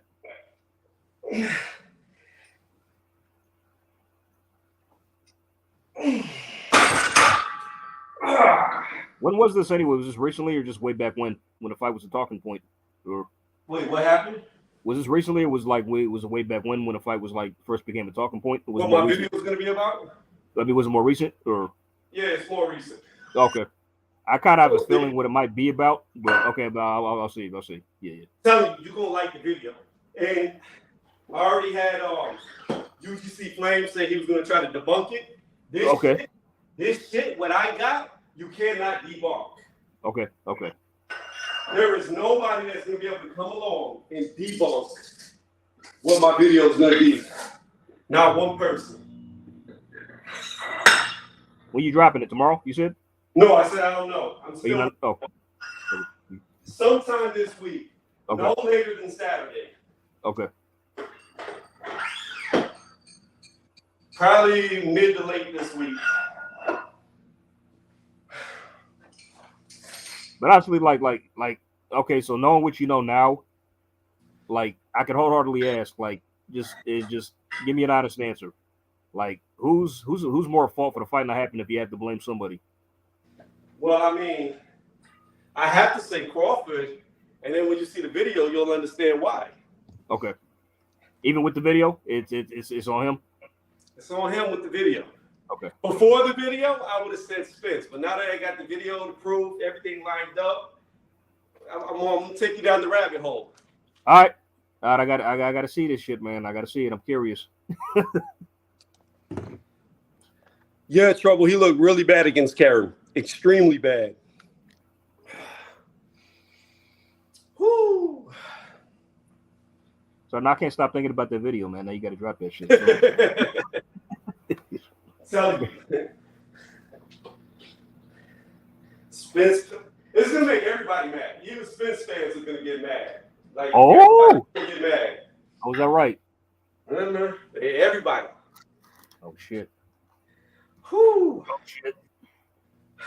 Oh all right, shit. I need you to set up the audition for Reacher season 3. I've got the sleeve, you know what I mean? Be the I need you to give me season 2. You mean season 2? You mean? No, season 3. Season 2's already done. Oh, it's done. Yeah, they done filming it. We just waiting for it to come out. So we got. They finished? They filmed it already. They finished already? Yeah, from what I was reading, it's already done. Okay, nice, sweet. Oh, that's what's up. But we're sitting at about 226, 25-ish right now. By next year, when they'll be filming, I should be down to about 215, but I'll be about 5% body fat at 215. You're gonna need to gain like another 20 if you're gonna fight Risha, bro. Like, well, you gotta understand. No, I looked the guy up. He only weighs 230. Okay, because I recall him saying he put on like even muscle for the show. I mean, he was already big, but he put on even more muscle for the show. Yeah, from what I read, he said he weighed 230. Okay. He's 6'3", 230 pounds. So technically, we already about the same weight. But for me to be mean looking, I got to be about 215. I'm too heavy right now. I carry too much fat at this weight. By the way, what you think of the weekend's fight? The Better Be Yard. Oh man, I thought it was a great fight. I thought Tunde is the worst coach I've ever seen in my life. He needs to be fired. Why? He took the opportunity away from Yard to be great. He stole it from him. Well, I'll say this. I mean, it's like okay, like I as a fight fan, of course I wanted it to continue, but I don't see an issue with the stoppage because he was like probably a few seconds away from getting fucked up and cleaned out. You said probably. There's an issue. The word probably. That means hypothetically, we don't know. That's true. That's true. Let me ask you a question. Let's go apples to apples comparison, right? All right. Beterbie's 38.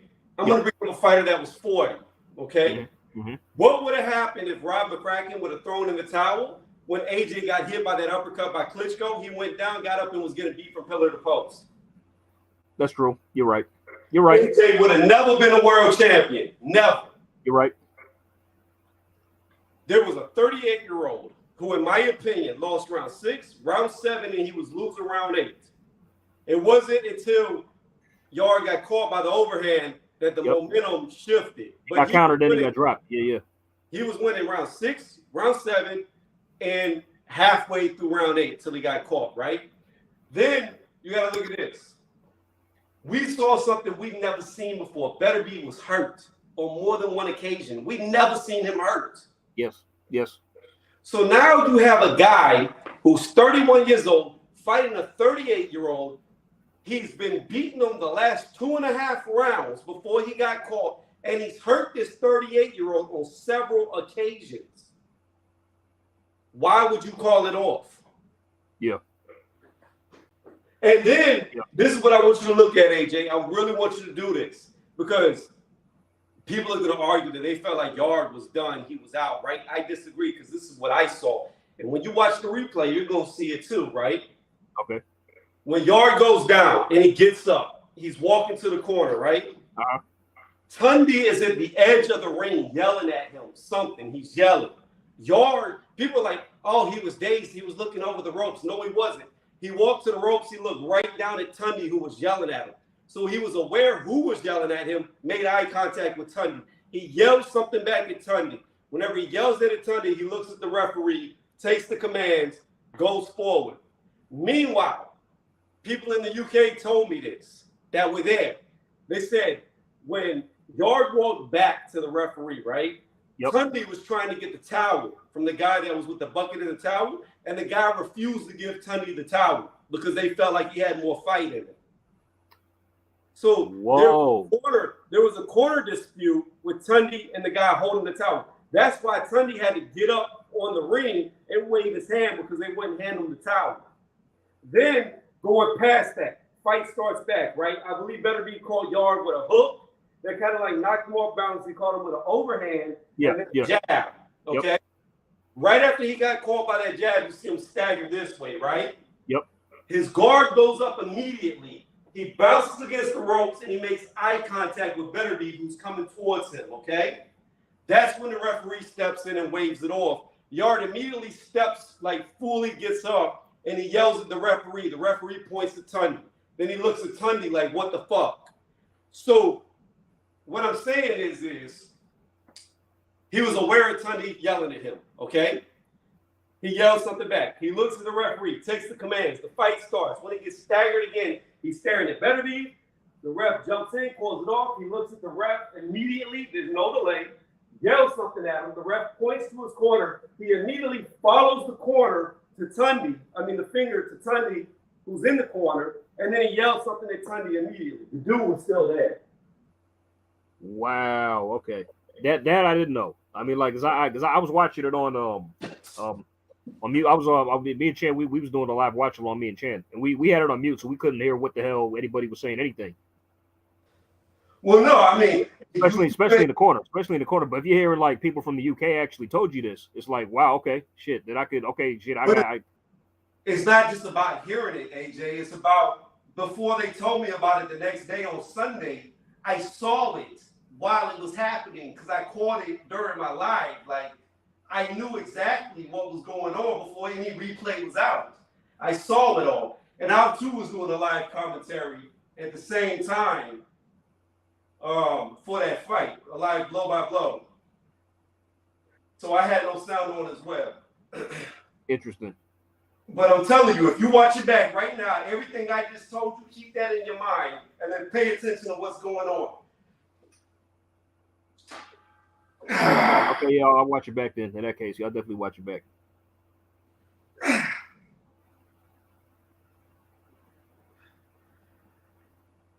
Because I was wondering, like, because when he got up and he looked at me, I was wondering, like, oh shit, he must have really is he really hurt? Because that's a sign, like, I mean, it changes the story now that I was thinking of, because like, I'm like, oh shit, I think he's really hurt, or he might be looking for, like, is he gonna stop it, or what's going on? You know what I mean? Right. Well, he was hurt. Don't get me wrong. He was hurt. He was buzzed, but he was aware. Now, if we're going to call off a fight every time a fighter is hurt, then this shit might as well be soccer, and they might as well come out with fucking red cards. Yeah. I mean, it's not like it was like a Tyson Fury, Deontay Wilder, where he was getting beat from pillar to post. Yeah, pretty much from start to finish, all that, yeah. So, I don't know, man. Like, I disagree with it. I think Tunde, I already thought Tunde was a sus trainer anyways. Like, I don't think he's good. Yelling lions in the camp don't do shit for a corner. Like, what type of instruction is that? Oh, shit. Lions in the camp. Like, what the fuck? How are you helping him? What is Tunde's knowledge? How many champions has Tunde ever trained? That's what I was wondering. Like, has he trained anybody else, or is Anthony Yard the only guy?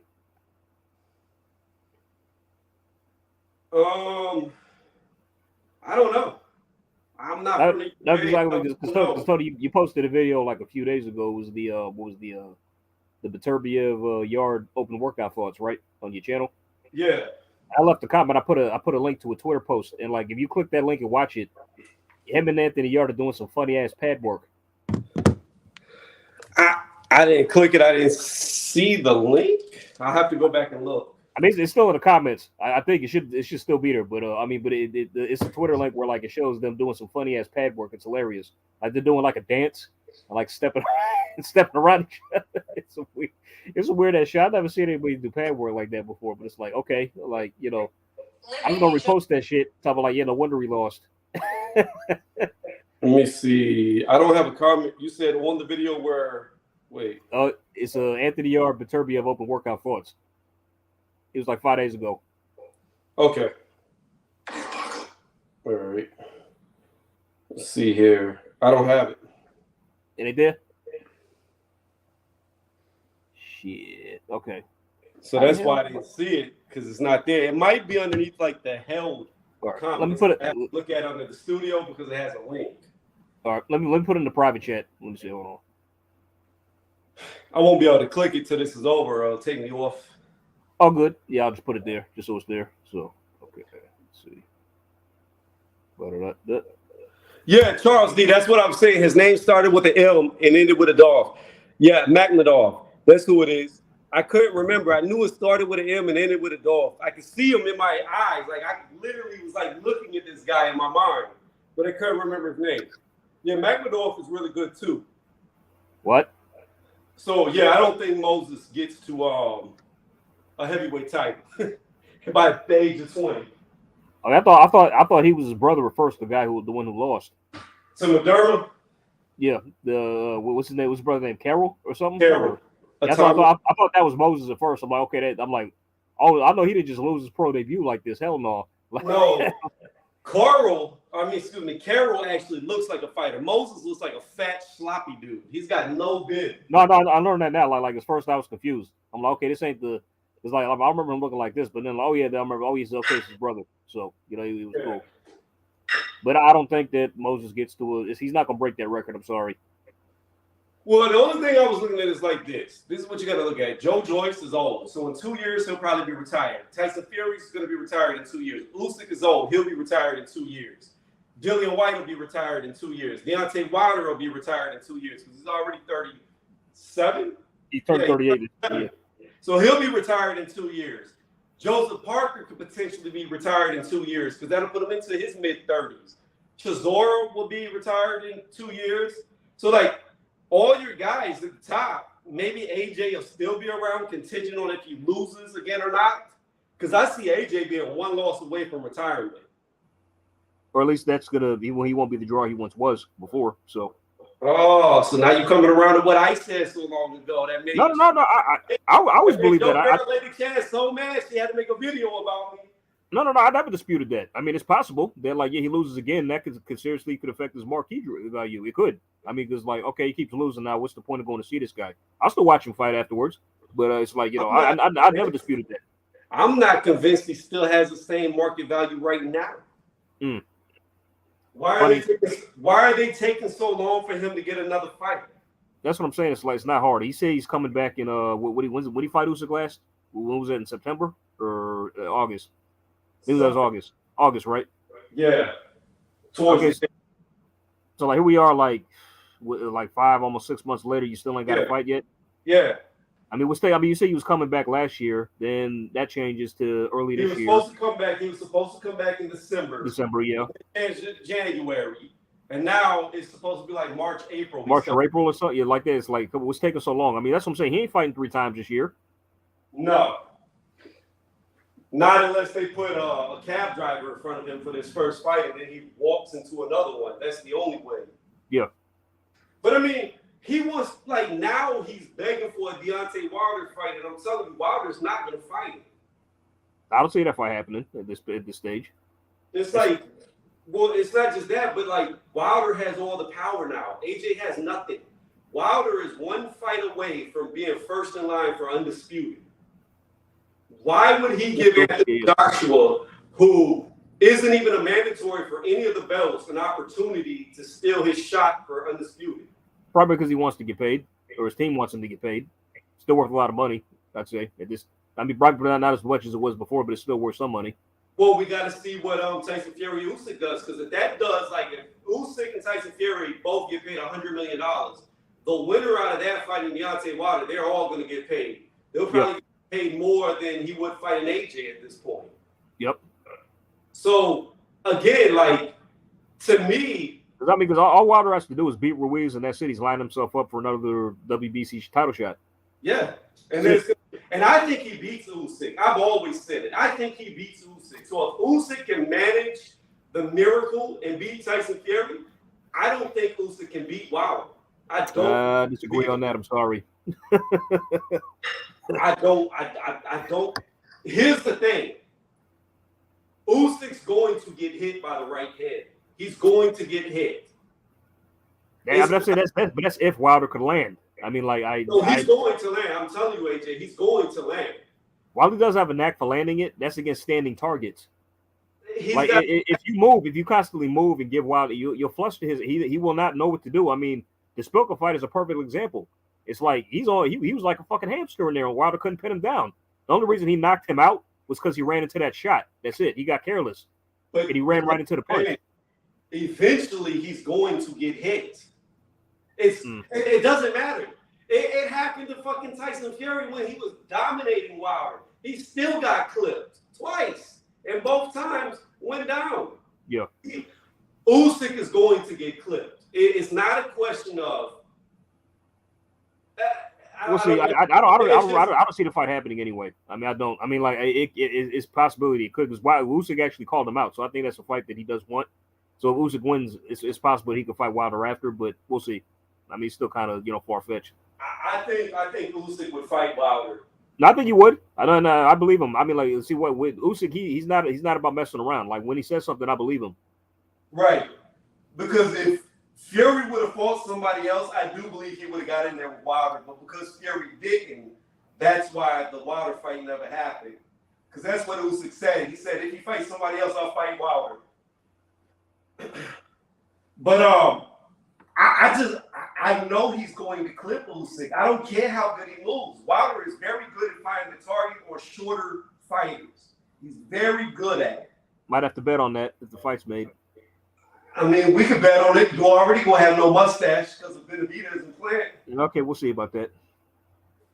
That's what you said when we bet on Devin and George. Didn't go your way. Well, did it? that fight right there was always fucking 60-40 in favor of Haney. The Benavidez fight is a fucking 90% against 10%. Like there's no. Hey, don't say that now that he lost. Come on, bro. You was riding. We know you was riding with George all the way, bro, both times. I was, but I never once stated that there's no way Devin can win. What I'm telling you is there's no way plank can win. There's All right, we gonna find out. We gonna see. That's beautiful about it. Gonna find out. Okay. We'll see. Your bald head your hair on your head gonna find out.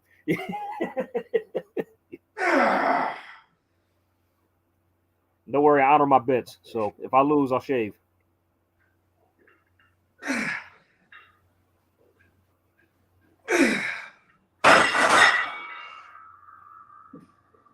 Yeah, you already saw. I'm good for my bets. You are. You wanted to bet. I'll do the same. I do that shit live for everybody to see. Let me get to the chat real fast because I've been ignoring them. Kelvin's in the building. What's up, Kelvin?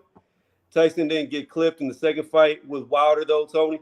Yeah, but Wilder was off, man. That Transformer suit blinded him. He looked like a black Decepticon. He did. I mean, you got to admit that Wilder looked a lot better in the trilogy than he did in the rematch. The third fight, right? Yeah. Oh yeah, 100%. Yeah. He showed some durability. That's for sure. And he did put Fury down twice. I disagree, Kelvin. I don't see Wilder telegraphing shots underneath Malik Scott. He looks way better. We had 2 fights with him so far, so we still have yet to. I mean, in the third fight, okay, let's be real. Besides the knockdowns, that third fight was a mismatch. Fury just pieced his ass up and beat the shit out of him. Besides the knockdowns, he scored. I'm not worried about that because he didn't have a lot of time with Malik. I'm not worried about that. What I'm looking at is what he did right. We already knew he was going to lose, but it was a question of what did he do right? You know what? It's in the first round. He actually boxed a good first round. He jabbed the Fury's stomach and kept him away and kept him off. Yep. That's what he did. And it's like, okay, man, if he could just stick to doing this shit and look for some opportunities to maybe kind of mix it up a bit, maybe I don't know, maybe land 1-2, some combos, and just like just try to like switch positions, jab with your. Try to disguise your jab and land some other shots. Maybe jab to the head or just do something else. You know what I mean? Because you're keeping him off, you can't get close. But then, like, he abandoned that, and Fury, he called the race, said, as soon as I drop or hurt him, he's going to go back to type, and that's exactly what he did. No, I mean, you always revert back when it's muscle memory. But the thing is, whenever he fought Helenius in the next match, he didn't telegraph anything there. You know, I saw... Let me see what I saw from the fight. I actually kind of liked what he was doing. He showed decent movement. He was a lot lighter. He showed good movement, some decent footwork, and that right hand just came out of nowhere. Like it really did. Like it was. I mean, we all knew he was going to knock out Helenius anyway. But that pool hook. I mean, but the way he did it, like how quick it was, it's like I thought it was.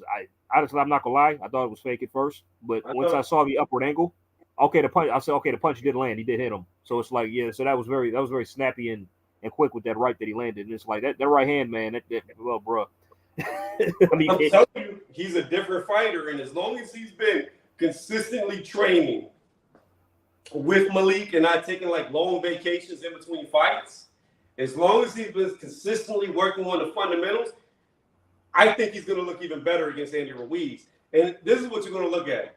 First off, I don't think Usyk's going to get through Fury. So if Wilder wins, which I believe he will, we're probably going to get the quadrilogy between. I'm not watching that again. Wilder. It's going to be a fourth one. We've seen it enough times. I'm not watching it again. I'm sorry. I mean, you don't have to watch it, but I'm just saying, like, because I don't think Usyk stands a chance. I think he's just going to get Usyk is going to be, because I don't like triangle theories. I don't say triangle theories, but you can tell.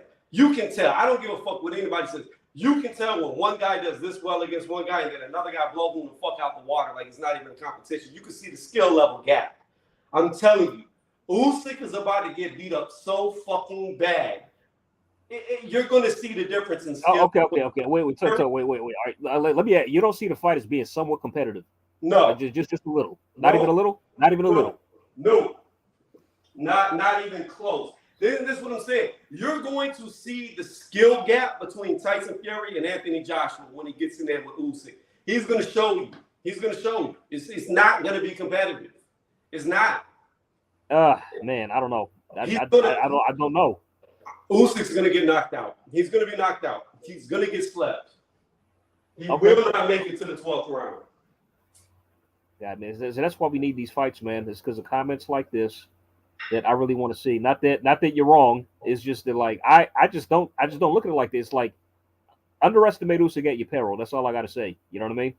Like I mean, like every time I picked against him or I thought that he was struggling, he's honestly exceeded my expectations. I picked Joshua to beat him both times, and I was wrong both times. You were, but you know what? You brought up Cambosis Haney. I picked Usyk both times to do exactly what he did. You picked Georgia to do exactly what he didn't do both times. No, I'm just kidding. I'm stubborn, AJ. I'm stubborn. I know you were. I know you were. You had to for days. I know. You had to ride with your boy. You had to ride with your boy. It's all good. It's all good. Look, I knew for last year I was going to get my first prediction wrong whenever Dillian White stepped across the stage and gave Tyson Fury a hug. I knew at that point White was going to lose. But because I had been saying for like 2-3 years straight that White was going to beat him, I was stubborn. I'm like, I'm not changing my pick. But I knew that. I mean, it's like the only reason, like, all right, mostly the reason I picked him was because you rode with him. I'll be honest, and I just thought that you were seeing things that I probably couldn't. But but I just had an inkling feeling deep down, even though I picked him, I like Tyson Fury would win. Like he would still beat him regardless of what I thought. I mean, but since I picked him and I lost money on that, by the way. I'm sorry. And no, you good. It's not your fault. I'm the one who chose to bet the guy, so I'm not faulting you for that. I mean, also, it's funny. The same guy took my money again last week when Liam Smith knocked out Chris Eubank. So I'm tired of it. This motherfucker keeps taking my money. I'm tired of this dude. It's like I thought that was a bet I wouldn't lose. Like everybody was riding with Quest and he was winning until out of nowhere Liam just knocks his ass out in the 4th round. Done. I couldn't believe it. So I couldn't believe what the hell I just saw. Like, look, AJ, I done said it, and I have to say this. I have no proof of cheating. I cannot prove it. I know what you said. I know what you said. I know what you said. Well, I'm gonna say it again for everybody here, and I be who I be. It's very weird to me, odd, and I have no proof. I'm not saying they're cheaters. I'm just saying to me, in my opinion, it's very odd how Callum Smith became a killer overnight, annihilating people in 175 pounds, a weight class up, against guys who are used to taking harder shots, sleeping them with a type of power he's never shown before. And I believe it was October of 2021. And then in the month prior to that, in fact, only like maybe 15 days prior, his brother Liam, all of a sudden, at the end of 2021, September, got power out of nowhere and has stopped every single motherfucker he's fought. How do two guys who are not known for power get power overnight within days of each other? I don't know. Well, that stops if he fights Better Beef. So I think Better Beef's getting knocked out. By Callum? Yep. Oh shit. I'm picking Callum to knock him the fuck out. Neither guys are big power punchers, but I could say Caleb Smith always was the harder puncher than Liam. Right, but the thing is, in light heavyweight, Callum is a fucking killer. Yeah, he is. He's been sleeping dudes for real. And he fought. He actually fought. Some tough competition too. Yeah, and he became a killer overnight at the end of 2021, just like his brother. What happens in a rematch with Canelo at 175? Huh? What happens in a rematch with Canelo at 175? I think he beats Canelo. I'd say so, because now that you talking about Bivol? No, Callum Smith. 175 and Canelo. Shit, the only person I want to see Canelo fight at 75 is that rematch with Bivol. And it's not going to be at 175. It's going to be at 168. He's going to lose That's again. Bullshit. You agree with that shit, Tony? Fuck no. No. Hell no. I don't. I was about to say. You agree with that shit? I mean, do you want to take your belts at 168 too?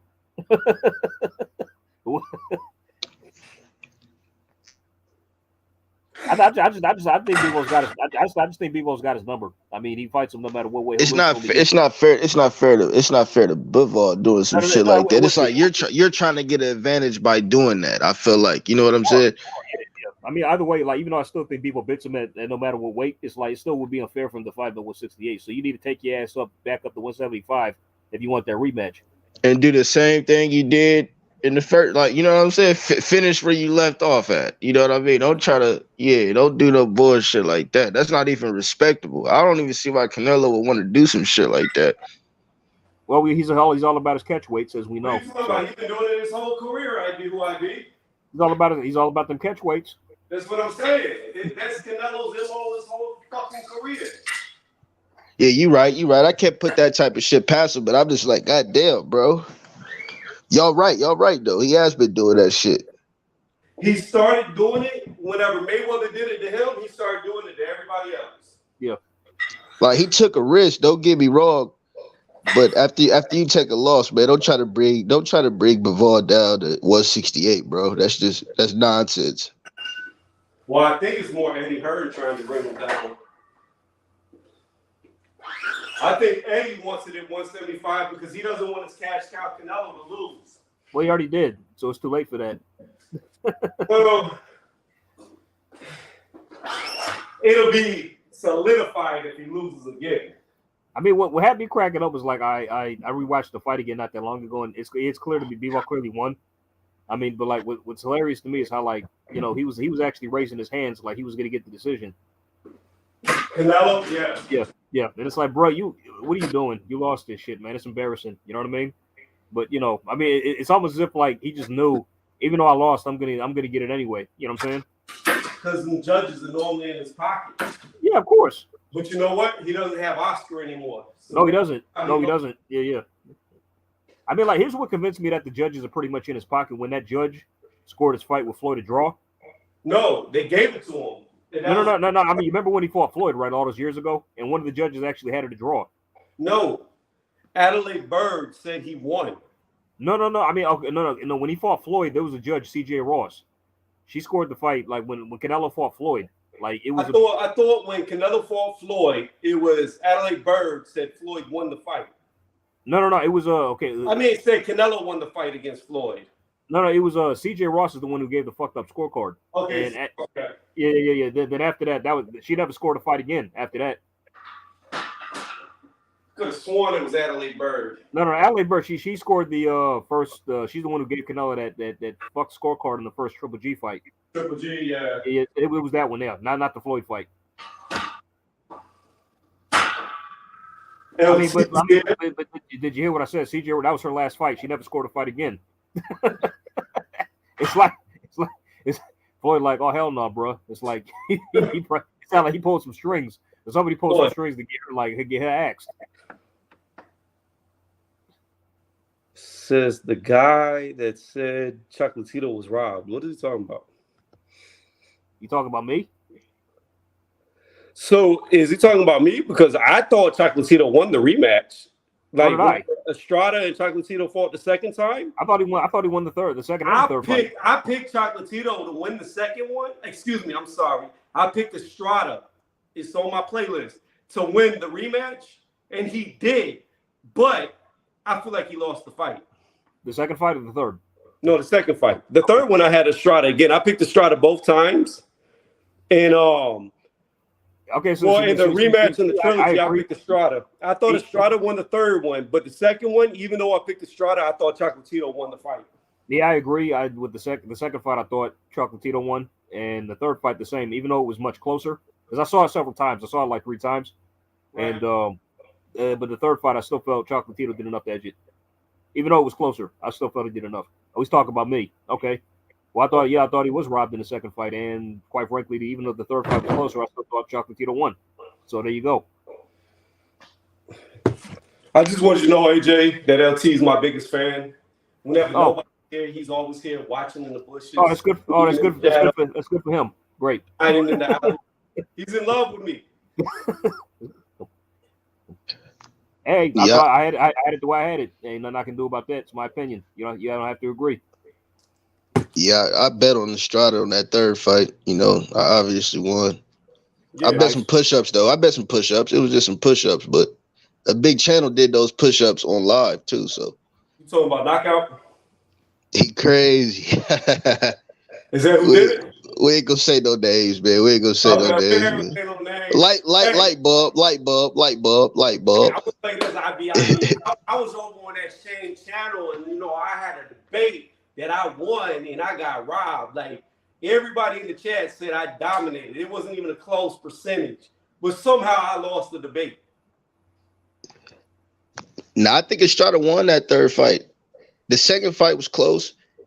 I feel like Estrada had his number. Those fights are so close, man. You basically got to go with, man, those fights is close, bro. It's hard to break down. It's hard to break down. Yeah, but I still feel like Chocolatito won the rematch, even though I picked Estrada and got it right. In the trilogy, I definitely feel Estrada won that. I guess I'm the outlier. But we got a couple nice names on Friday and Saturday. We got Navarrete fighting. He should win. Liam Wilson on Friday. And then Saturday we got some good women's fights. We got Alicia Baumgartner fighting on DAZN. We got Richardson Hitchens fighting on DAZN Saturday. We got Pedraza and Arnold Barboza is who I'm looking to see on Friday. Shit. Oh yeah, that's the co-main. Oh yeah, is that the ESPN Plus? ESPN Plus. You said Barboza? Barboza is the guy living in Teal's nightmares. Yeah, I'm leaning towards Barboza too in that fight. Yeah, for nobody's surprised, Dave. Teal, his dad has pulled themselves out of the Regis fight, more or less. They priced themselves out. I figured that was going to happen. I mean, I never figured they would take that fight. So, hold on, say what? No, I mean, like, to nobody's surprise, Teal's dad is priced themselves out of the Regis fight. Yeah, talk about they're not. They don't want that fight. He came up with that bullshit talking about he dealt with Canahan. He can't fight in America, even though he just had a fight in America. Like it's like, are you a fucking idiot? Like what the hell is like? Just fought. He just fought California, you moron. What are you talking about?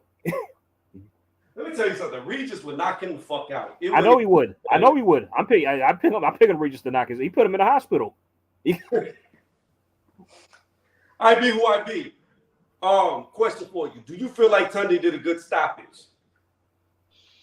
After I rewatched the fight, I feel like Anthony Yard was kind of hurt. I thought it was a little bit premature, but a trainer do gotta look out for the best interest of his fighter. Your fighter and shit like that. So I do feel like Anthony Yard was hurt. It wasn't a bad stoppage, but I don't know, man. I don't know. Anthony Yard was going to lay it all on the line. So he was either going to get stretched out if he would have let the fight go on, even worse than what it was. But, yeah, I can't be mad at the stoppage. Yeah, bro, Lions in the camp. He was gonna get fucked up even more though, Tony. I don't know. You wanted him to lay it all out there. I understand. Me too. I wouldn't be mad at it because Anthony Yard put on a great performance, man. It was what it was. Anthony Yard still don't lose no respect from me. I think Yard could have beat him. I think if Yard, okay, so this is what I know. Beterbiev would have jumped on him. But if Yard could have weathered the storm, I don't know if he would have. I'm saying if he could have. If he could have weathered the storm, I think Beterbiev was already on his way out. He looked tired. He was missing shots in them later rounds that he wasn't missing early. He kept running into the check left hook all night. He had been hurt several times. And we can't forget he's 38 fucking years old, coming off of an injury. So I just would say that, like, yo, I got a 31-year-old. I am going to put my faith into my fighter. If he gets pounced on and Beterbiev, like, he shells up and Beterbiev's just unloading on him, then I'll throw a towel. But until I see that, I say let him continue. Tony, Bivol beats him, right? Who? Beterbiev. Bivol might, I don't know. Maybe now, because Bivol's been scared shitless of him this whole time, and now he's showing his age. Maybe he beats him now. But Bivol ain't got no pop. Bivol ain't got no hands. He ain't got no paws. Beterbiev might walk through his ass. Did you say Bivol scared of him? Hell yeah, he been scared of him. Oh shit. Okay. They both been champion at 175 for like 5 years, and the fight never happened. It'll have, yeah. And who's the one with all the belts? Beterbiev. Exactly. There's only I'd say the fights with, because I'm trying to think, is like, okay, so you want to, because all the champions have been on Top Rank, so those have been easier fights to make. So, but now more than anything else, it's like, I mean, I can't exactly, unless I'm missing something here, correct me if I'm wrong. I can't exactly say B-Ball is, I mean, both guys want to fight from what I know, but Bob is the one who's poured salt on it in the past. He keeps flip-flopping, like, oh, he wants to do it, then he doesn't want to do it. Now he's saying, like, oh, we can do it, but B-Ball has to come over here and yada, yada. So. Yeah, I just think people's been scared shit for something. Yeah, I got Beterbiev. I feel like Beterbiev probably a stop Bivol too, honestly. But that's to be seen. I don't know if the fight gonna happen or not, but that's just my. I guess on the outlier, I got B-Ball. Assumption. I got B-Ball. Yeah, assumption. I got B-Ball for assumption. I think Bivol do stand a great chance, of course, but man, these guys could have been linked up for years. They never unified, man. Never. I think if Beterbiev loses, it's because of his age, not because Beagle's better. I'd agree. Yeah, because he's still looking strong for his age, though, Tony. He's an Asian fighter. Yeah, but he was looking like he was starting to slow down. In this fight, this last fight against Yard. Yeah, I caught that too. I did. I mean, like, he is an Asian fighter, more or less. I mean, like, and he's injury prone too. So who knows if he got injured in this fight as well?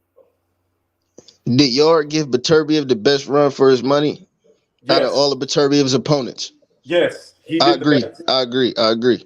And that's another reason why you don't stop the fight.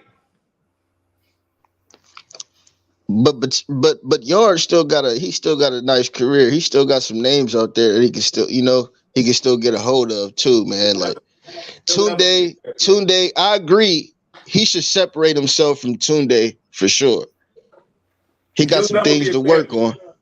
He'll never be a champion. He got some things to work on. But a lot of people say the same thing that you said, but that's to be seen. I don't know. It's not. Just hear me out, IB. You got to look at who his peers are, okay? He's 31 years old. Beeble is 31 years old. Callum Smith, I think those are the two top guys that he would have to fight to get a belt. Callum Smith is 32 years old. That means that the other two best guys in the division are the same fucking age as him. He's got no chance. If he was going to win a title, that was his night. And Tunde took it from him. You think he'll get another title shot? I don't think he can beat Beeble or Callum Smith. I don't. That's what I'm saying. In a fight where he hurt Beterbiev, something that nobody has done before, you let him continue because this might be his last shot. Now, let's see, like who? So what if he didn't want another Kovalev situation? He was doing great against Kovalev as well, though, Tony. And he let him go out there, gas out, and get his wig split. Okay, this is boxing. You don't get into this not to get hurt. Look, there's one thing if you are getting wailed on, beat on, and you can't defend yourself. That's one thing. But at the first sign of you getting hurt, somebody steps up and stops the fucking fight, then you're never going to be successful because you're always going to get hurt. Somebody's going to rock you. And if you got a corner, every time you get fucking rocked, they throw in the damn towel, then you're useless. Did Yard disagree with the stoppage though? Like, did he? Yes. Look, now he's saying Anthony Yard is a very nice dude. He's very nice. But I would say, regardless of his Twitter tweet that he put out, the proof is in the pudding of what happened in the ring. The minute the referee stepped in and waved it off, he yelled at the referee. He literally yelled at him. That tells you he didn't want it to stop. Then when the referee pointed to Tunde, he yelled at him. So I don't care what he says. I saw him in the heat of the moment. He did not want it to stop. Tony, what do you think as for what's next? Like I was saying earlier, in terms of who he can fight next, what do you think about him and Joe Smith? Huh? What do you think about him and Joe Smith? Who and Joe Smith? Anthony Orton. I mean, it's decent. They both lost to the same guy. So they lost. They both got stopped by Beterbiev, so why not? But again, Joe Smith, to me, he's not like the most technically or talented guy. He's just a tough, durable guy that couldn't take the shots at Beterbiev. You want to hear something funny? I put that matchup up a couple of days ago on Twitter, right, just to see, and it got quite a few likes. But somebody said Yard would destroy Joe Smith. He's got a granite chin and like Smith. You said Yard would destroy Smith? Yeah, because he's got a granite chin, unlike Joe. Maybe, I don't know. Because I mean, and I respond. I'm like, Yard got knocked out by a jab. that's true too.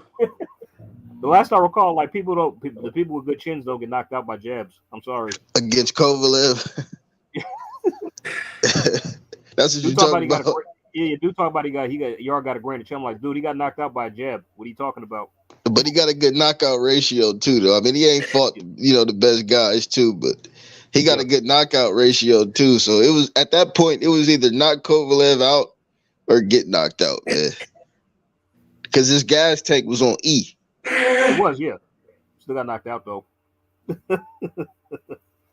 Oh, fuck, that burns.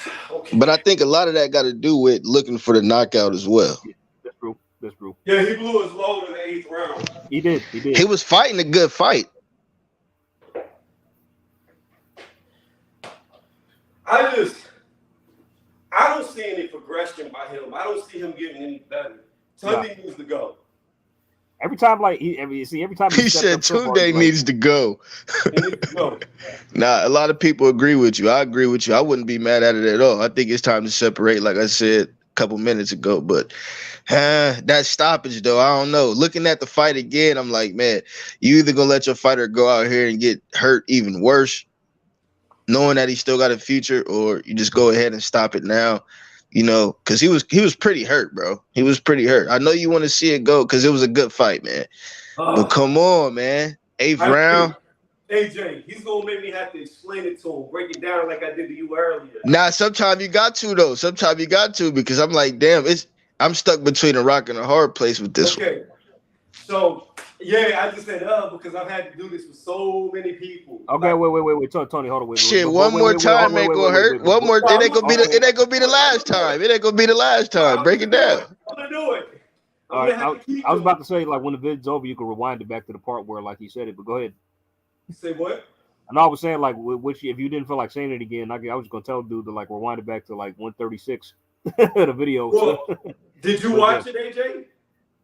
No, I haven't really seen it. I mean, no, I haven't rewatched it yet. No, I mean, like, yeah. Okay, I was about to say, boy, I'm gonna have to narrate it for him so he can see what I saw and understand. The Yard wasn't out. He wasn't about to be out. He was fully aware. Okay, so Ivy, this is what I want you to do. Okay, go back to the knockdown. You're gonna see Beterbiev hit him with an overhand right. Okay, that's what started him going down. He goes down. When he gets up and he's walking to the corner, a lot of people were like, oh, he was looking to the corner for his help. He was looking over the ropes. He didn't know where he was. Bullshit. That's not true. If you watch it, when he walks to the corner, Tunde is right there by the ring like this, yelling some shit at him, okay? So he looks at Tunde because that's who's yelling at him. That's why he looked out, because Tunde's there waving his hand, yelling at him. So to me, that says he's aware because he knows who's yelling at him and he makes eye contact with the person yelling at him. So he's conscious. He knows what's going on. Then he yells, you see him mouth something back, and then he immediately looks away from Tunde and looks at the referee. Once he looks at the referee, he takes the commands, the fight starts back. He gets hit by like a hook, and then he kind of staggers a little bit. He gets hit by the overhead, and then he gets hit by a jab. When he gets hit by the jab, you see him kind of stagger back and goes against the ropes, right? As he's going back, you see him bring up his arms to be defensive, okay? Now, you can say he was hurt, which he was. You can say that he was about to go. I disagree because here's the thing. When you watch him bring up his hand, you watch his hand, he looks straight at Beterbiev. So that means he's conscious. He knows where the target's coming from. He knows where his opponent's at. The referee steps in between, waves off the match. The very second the referee waves off the match, he stands up straight, he looks at the referee, he yells something at him. Then the referee points to his corner. The minute the referee points to his corner, you see his eyes immediately follow his fingers to the corner, and he yells at his corner. That's too aware. You're not going to be doing all that with no delay if you're about to go, because you're going to be loopy. You're not going to understand what's going on. You're going to be dazed. He was fully aware. He wasn't ready to go. He was hurt, but he wasn't ready to go. So was Porter really ready to go when he got dropped those couple of times by Bud Crawford? That's different. He was dropped twice. they still threw in the towel, and I feel like Sean Porter wasn't as hurt as Yard was, So but I they think still. Sean Porter was hurt worse. Yeah, I don't think he was. I don't think he was that hurt. So we'll do the Sean Porter thing, right? Sean Porter got dropped. He gets up. He gets his ass put down again, right? Second time he goes down, this is what you're going to see. He gets down. He starts doing like this, right? Beating on the mat. The minute he stops hitting on the mat, he goes to balance himself, and you see him stagger a little bit. He loses balance trying to get back up. That staggering told me he was done. Dad throws in the towel.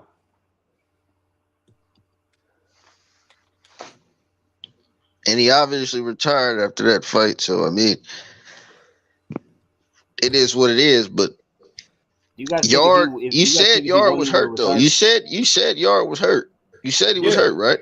You said he was hurt. You just don't feel like he was hurt that bad for the fight to stop. Apples to apples, IB. I said this to AJ earlier, and I said it to many people, and I'm going to say it again. Apples to apples comparison. Sticking with the UK. We had a young UK fighter going in there against a 40-year-old. He took an uppercut that knocked his head up to the fucking ceiling like he was a rock'em sock'em robot. He went down. He got up. He got beat from pillar to post. Did his corner throw in the towel? No, they didn't. What happened? He weathered the storm. The 40-year-old, being 40 years old, like the 38-year-old is old, got tired trying to finish him because he weathered the storm. He knocked him out. He became a heavyweight champion and then a unified heavyweight champion. Had AJ's corner, Rob McCracken, thrown in the towel and not gave him the benefit of the doubt, he would have never been a champion. Yeah, it's a lot of situations like that too. Just like the history of boxing. There's a lot of situations like that. Then you got to look at the corner, blame the corner for those stoppages. But I've seen a lot of trainers let the fighter go on and they came back to win after they was hurt or not, even after a couple knockdowns. So I agree with the shit. It's a good talking point. But all I'm saying is I'm not mad at I said in group chats and everything, I feel like it was stopped a little bit too soon. But as I watched it, I understand, Yard was hurt. And a lot of trainers do, go ahead and save their fighter and wave the fight off or throw in a towel or whatever need be, just because they know their fighter. Don't get me wrong, but whether it was premature or not, you admitted that Yard was hurt. And I understand he was fighting a good fighter. You wanted it to go on and stuff like that. But what if it would have went on? We don't know. He would have got hurt even worse. Yeah, we would never know. But he could have been stopped. Is that a risk? Is that a risk you would be willing to take as a trainer? Yes, I would. For personal reasons or for your fighters? For my fighter. I would have let him go on because I did not see anything that told me he was in imminent danger, immediate danger at that point where it was stopped. Again, if we would have went 4 seconds into the future, 3 seconds into the future, and Beterbiev would have pounced on top of him and been unloading shots, and Yard had no response, he just shelled up or he was getting his head knocked around, throw in the towel. But we're talking about 2 shots. Well, 3 if you want to do where it started, but there was a pause in between where the next 2 came. We're talking about singular shots landing, not combinations, not getting beat up, not getting battered. We're talking about singular shots that he got out of the way of after being hit. There's no point in throwing in the towel at that point.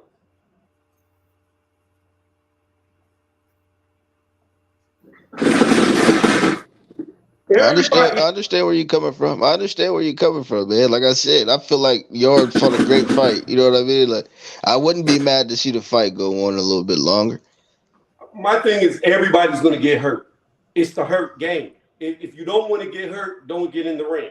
Eventually, you're going to get hit by somebody that's going to hurt you. But you have to have enough confidence in your corner that they have confidence in you that when you're hurt, not dazed or out, they're not going to just stop the fight. Your heart can get you hurt worse, though, man. I've seen it.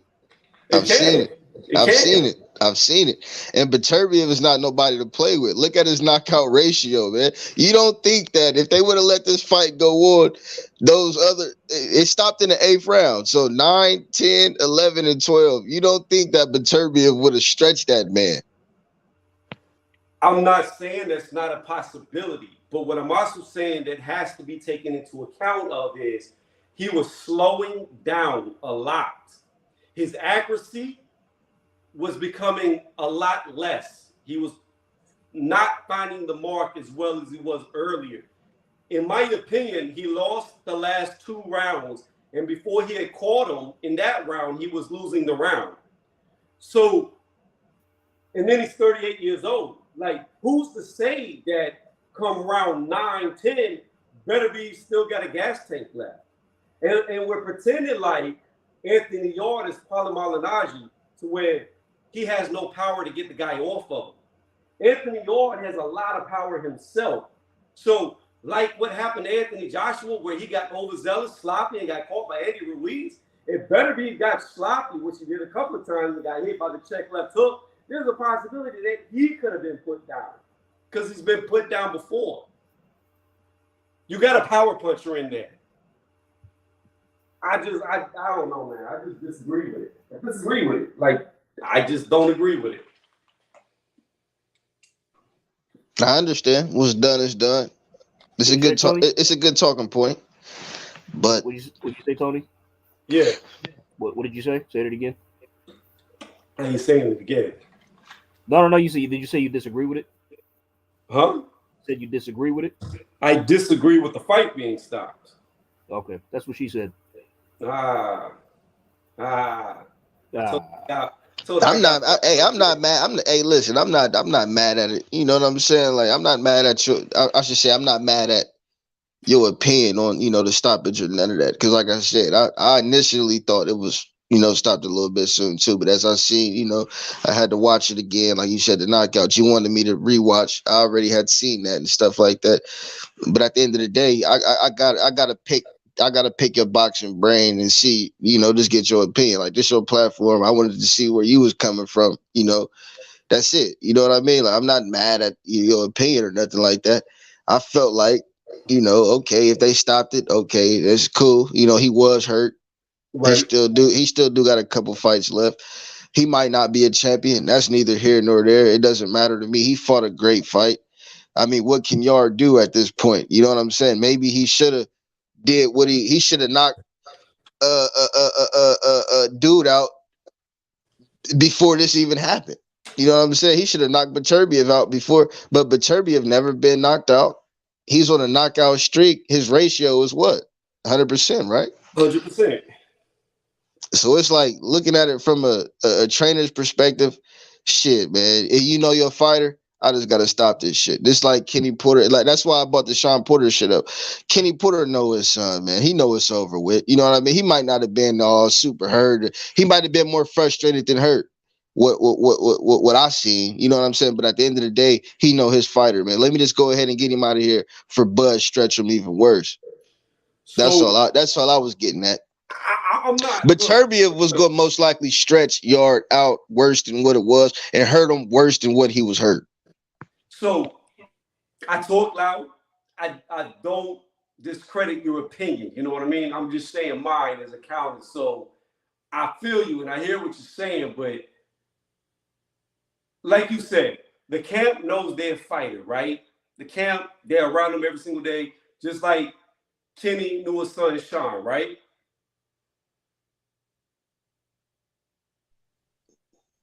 Yeah, for sure. Okay. For sure. I'm listening to you.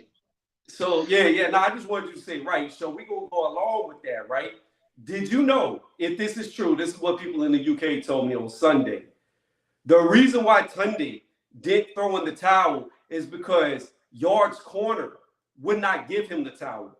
That they did not want him to throw in the towel. That Tunde did it on his own, and that's why he had to stand up on the ring and wave at the referee, because they refused to give him the towel. Did you know that? No, I didn't know nothing about that. Yeah. I didn't know nothing about that. Yeah. I didn't know nothing about that. And then I'm still looking at it too from a perspective of, Tunde, you know what I'm saying? He made a mistake with letting this guy gas out in the Kovalev fight. So maybe he tried to, fix some things and, play it smarter than he did in that fight too. Like, okay, I understand that my fighter might not have the best gas tank. He's been knocking out a lot of opponents because Yard got a good knockout ratio too. You know, am I right or am I wrong? Yeah, he's knocked out So everybody. and he still knows the type of fighter Beterbiev is too. He's a knockout artist. You know what I'm saying? So maybe he tried to play it, you know, smart too. You know what I'm saying? Let me not let my fighter go in there, you know, let me just go ahead and stop this fight real quick because I understand where it could possibly go down the line. He is hurt. Let me remind you, he is hurt. You said he was hurt too. Yeah. But if you got fight in you, you a dog. You got fight. It's the hurt business. Okay, but do that still mean let me just let my fighter go in there and keep with this dangerous opponent and just keep getting, you know what I'm saying? Like it was looking ugly, Tony. It was looking ugly, man. To me though, like you gotta understand it. Just because somebody's hurt doesn't mean they're out. Like I'm not gonna say he wasn't hurt because he was hurt, but he wasn't dazed, he wasn't loopy, he wasn't stunned, he wasn't buzzed to the point of where he was unaware of what was going on around him. See, when you're hurt and you're still aware, you're in the fight. It's when you're hurt and you have no idea what's going on. When you're Charles Martin talking to your grandma about a sandwich or something, you left the refrigerator open and she's yelling at you in the middle of the ring and get knocked back. He crazy. You talking about the Ortiz fight? You talking about that? That's different. When you're in another reality, okay, it's time to stop the fight. But when you're still aware, you're gonna get hurt. It's gonna happen. You know what? You know what they should have done? They should have traded refs. The ref for the Ortiz Martin fight should have ref that fight. Okay. I'll give you the benefit of the doubt. They could have let him go back in there one more round and see what would have happened. What have happened? Let's just say let's put him back in there. Let's let him go one more round and see what happens. If he snaps back, he snaps back. Like, oh yeah, I'm only giving if you he one don't, more he don't. If you get in trouble again, I'm pulling you out. That's it. I'll give you the benefit of the doubt. I'll give you the benefit of the doubt. Let's say Tunde let it go one more round and we'll see what you do. You get hurt, you get hurt. If you make it out, you make it out. If you're still putting on that same fight that you was, you know, and you protecting yourself, okay, that's cool. I mean, but my thing is this though, IB. But what do you think? What do you think would have happened if he let him go one round? That's my only question for you. But I'm not even going to say let him go one more round. I'm saying that the circumstances around the stoppage, in my opinion, did not qualify for it to be stopped. It maybe should have been stopped in that round, but at that point in time, I don't feel like it should have. Like I said, if he would have stepped, like if Beterbiev would have leaped on top of him and been just giving him everything he had, and yards just being bounced around everywhere, can't do nothing, just getting, or having solid shots, just nonstop, repeatedly hitting them, throw in the towel. The ref should have stopped it at that point, then. Right, but I'm saying that wasn't the case. He got hit by an overhand. He staggered a little. Then he got hit. No, excuse me. He got hit by a hook. He staggered a little. Then he got hit by the same overhand that dropped him in a jab. And then he backed away from him. Well, he kind of got knocked away from him. But regardless, he was going away from him. It wasn't like he got hit by 5, 6, 7, 8, 9, 10 shots repeatedly. We're talking about 2 shots, 3 if you want to count the gap in between. So I don't feel like that's when you step in. When you step in is when he's being hit 5, 6, 7, 8, 9, 10. You shouldn't let it get that many, but you see what I'm saying? He wasn't getting unloaded on. So let it continue a few more seconds. See if your guy can recover or hold on, because there's a possibility that Beterbiev closed the gap and y'all could have clinched him. That's a possibility too. We don't know what would have happened, what could have happened. It's all hypothetical. Or it could have went on and the very next punch could have floored him and he could have been out looking at the ceiling. We don't know. It's all hypothetical. But in my opinion, I just feel like you don't stop a fight if he's not getting repeatedly hit, and he wasn't. That's all. Yeah, like I said, I'm not mad.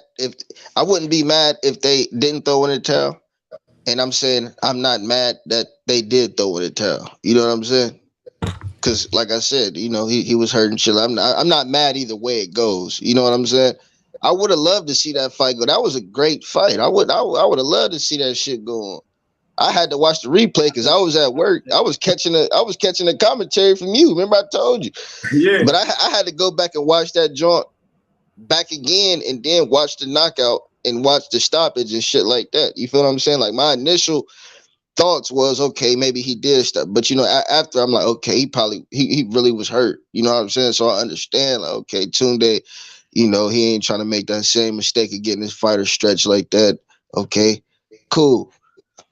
But at the end of the day, that could be a trainer's mistake too. Why by not letting your fighter go in there, you know, he still do got some youth in him a little bit. He is, you know, he getting older, but he still got youth. He's still strong, good fighter. But you know, it's kind of like a 50-50. I'm not mad at neither. I'm not mad if he would have let him go, and I'm not mad that he stopped it.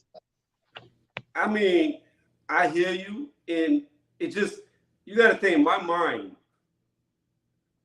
goes to if I was competing, if I would have decided that this, I would have been so irate if it would have been me in the ring and I would have got finished because my corner stepped in, that I might have swung on my trainer. I would have been so irate at that point because I feel like, again, you've got a guy who's 31 years old. His contemporaries are 31 and 32. That's his biggest threats. They're the same age as him. They're going to age with him, which means if he's not better than them, he's probably not going to get another shot. He's already hurt a 38-year-old several times, and he's already fallen short in a title fight. So this might be his last opportunity. This could be his last opportunity to win a title in a fight where he hurt a guy who's never been hurt before. He's 38. Let it go. Just let it go a little bit longer. Let's see what happens. I would have been irate if I was Yard, but Yard's much nicer than me. And, you know, he's probably going to end up staying with Tunde, and he's probably never going to get better. Like, he's going to be – my thing is this is what I hate. Because I remember Deontay Wilder talking about loyalty, loyalty, loyalty. That's cool. Be loyal to the people you came up with. But at the same time, the people that you came up with should be loyal to you. In other words, Tunde being his coach should be honest enough to be like, dude, I can't make you know better. There's nothing I can teach you to improve you. You need to get somebody who can help you. Loyalty's got to go both ways.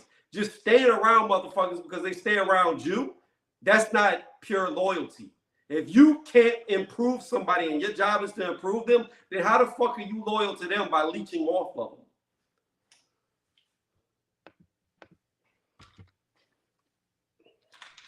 I agree. AJ, you want to cook on that?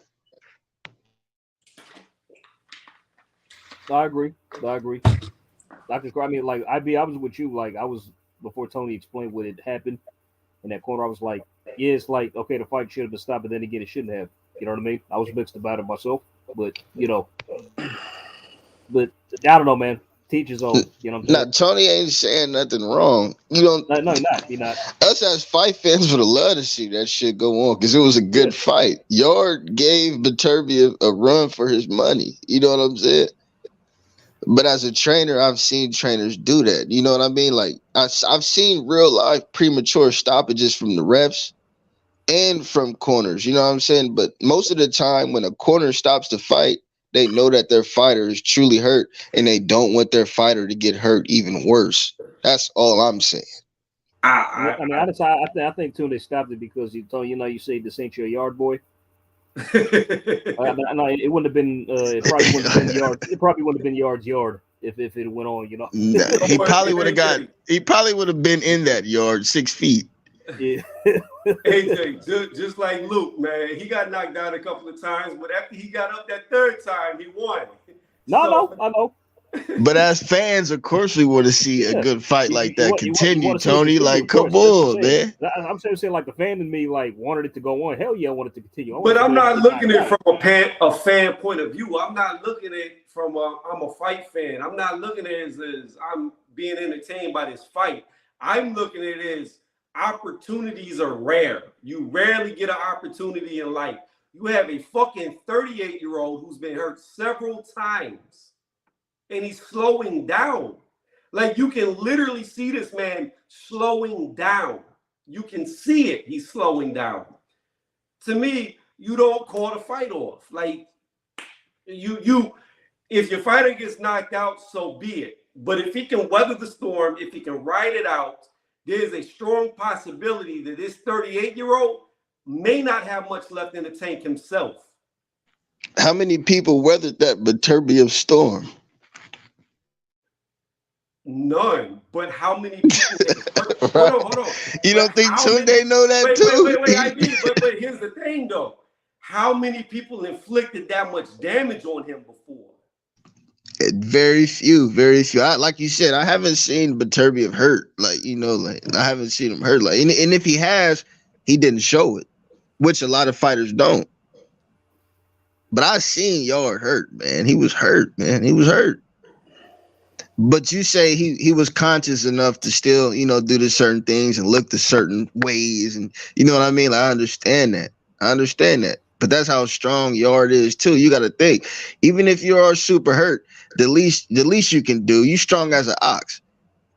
You can still give me some consciousness and say that you're not hurt. But you could be hurt worse than what meets the eye. You're the only person that know how hurt you are. To me, to come back full circle where we started, I feel like AJ looked a lot hurt and was in a lot scarier situation when Klitschko was beating on him than how Yard looked against Better Beef. Do you think Ruiz actually really hurt AJ like that? But he kept going down and down again. I don't think AJ was actually hurt like that. No, not Ruiz. Klitschko. When AJ was fighting Klitschko, he had an uppercut landed on his chin. He went down. And when he got up, Klitschko was beating him from pillar to fucking post. AJ looked worse to me at that point in time, in that round, than Yard did in this fight. Okay, I see what you're saying now. Nah, I understand that. I see. That's crazy, but he took it back. You took it back. Yeah. I understand where you're coming from for sure. I understand where you're coming from. And I'm not saying that I disagree with you at all.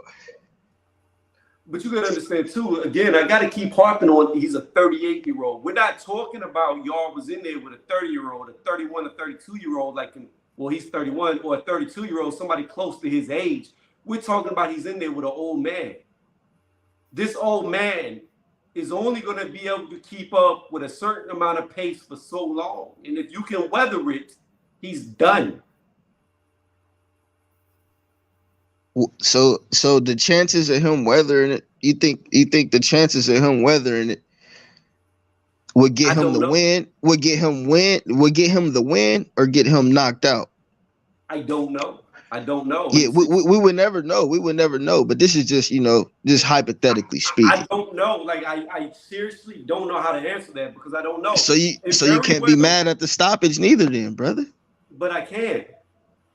Because if you really felt he was going to come back and weather the storm, you wouldn't be mad at the stoppage. I mean, you would be mad at the stoppage. If you didn't, then you wouldn't care about the stoppage. If you felt like he couldn't weather it, then you got to know something, brother.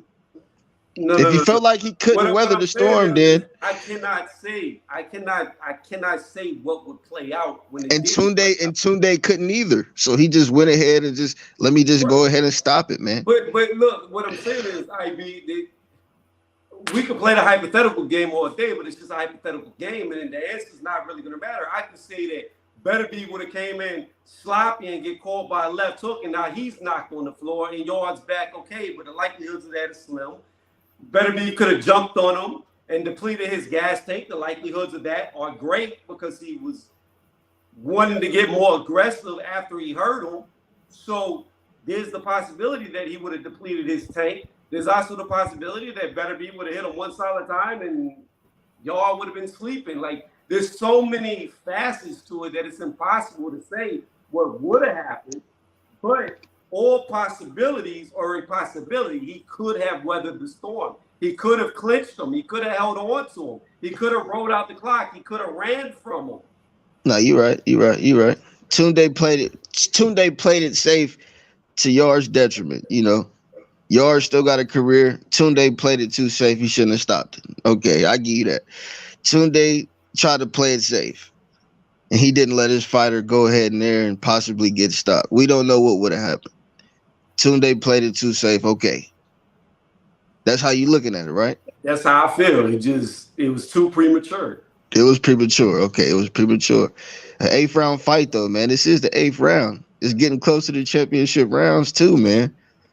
You really felt Yard could have pulled that out? He would. I mean, he would have had to box the whole fight like he been doing to win that fight.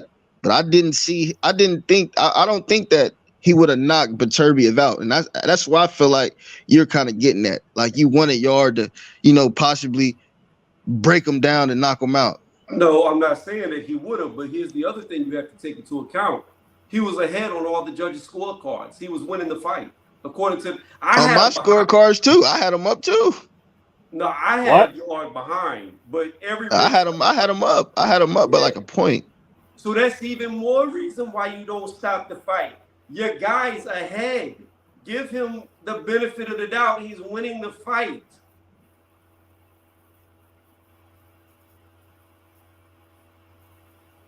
Like the first couple rounds, a lot of people had Yard up. Like after the 4th round, people had Yard up like 3-1. Then that's when it started trickling down a little bit. Then Yard came on. He still was showing, strength. Put it like this. Beterbiev was coming on stealing rounds. Those last few rounds, he was stealing them. Yeah. But I think it was like the 5th. The Yard landed a big right hand. But Yard was still in the game. He was still showing life. You know what I'm saying? He was in the fight. He was.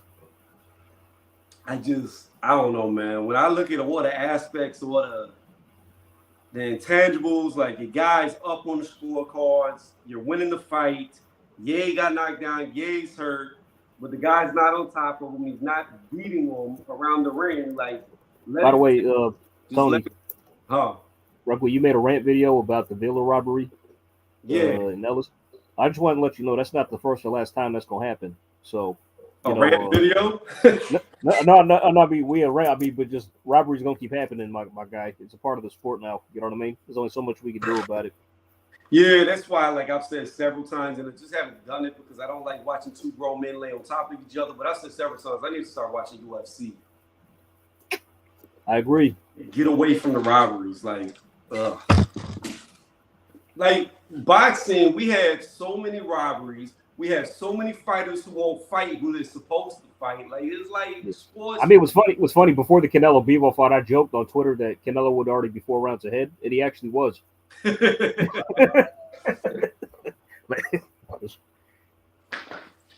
about to have to get off, guys. I wanted to get off at 10. It's going on 11:30. I gotta eat before I go to bed. But I got to get ready for work soon too. Anyway, so it's all good. But I understand fully where you're coming from. But to me, in a title fight, you don't err on the side of caution. You give your fighter the benefit of the doubt to be great. Nah, for sure. This not. I'm not even. This. Like I told you, Tony. You diehard boxing fan. You do your thing. Like and subscribe. I fuck with you, Tony. This is just picking your boxing mind. That's it. I know you gonna go at it with the best of them. Whether you disagree or agree. I'm not telling you I agree with you nor disagree with you. I'm just picking your boxing mind, and telling you what I feel, and then you gonna rebuttal. You go rebuttal with your, you know what I'm saying? Like that's just all it is. Like I had to come fuck with you because I'm like, man, listen, but I know you was anticipating that fight too, and I know I seen your breakdowns and stuff like that too. So I know you wasn't leaning towards you wasn't you was unbiased with the shit. You just wanted to really see the fight. Yeah. You didn't just all out say, "Oh, Yard's about to go in here and get stopped by Beterbiev," like a lot of people think. You knew Yard was game, you know what I'm saying? So I'm just picking your boxing mind. That's it, man. That's what I'm doing. I want to see where you coming from with it. But that stoppage, that is it's like a teeter-totter. A lot of people think it was premature. A lot of people say Yard was hurt. It ain't no. But what we do know is the fight was stopped, and it is what it is. It's another knockout for Beterbiev, man. Oh yeah, most definitely. And But I appreciate you having me, man, for sure. Like always, it's always respect, always much love, always. I'm gonna keep supporting, and you know I fuck with Tony. Salute to AJ. Y'all brothers, keep it easy, man, for sure. You too, and we can all agree that he was definitely hurt. There's no doubt that he was hurt. Like we know he was hurt. It was apparent that he was hurt. It's just how hurt was he actually hurt? That's really what it comes down to. But Tony, one last thing though before you wrap up. Do we get B-Ball this year? You think?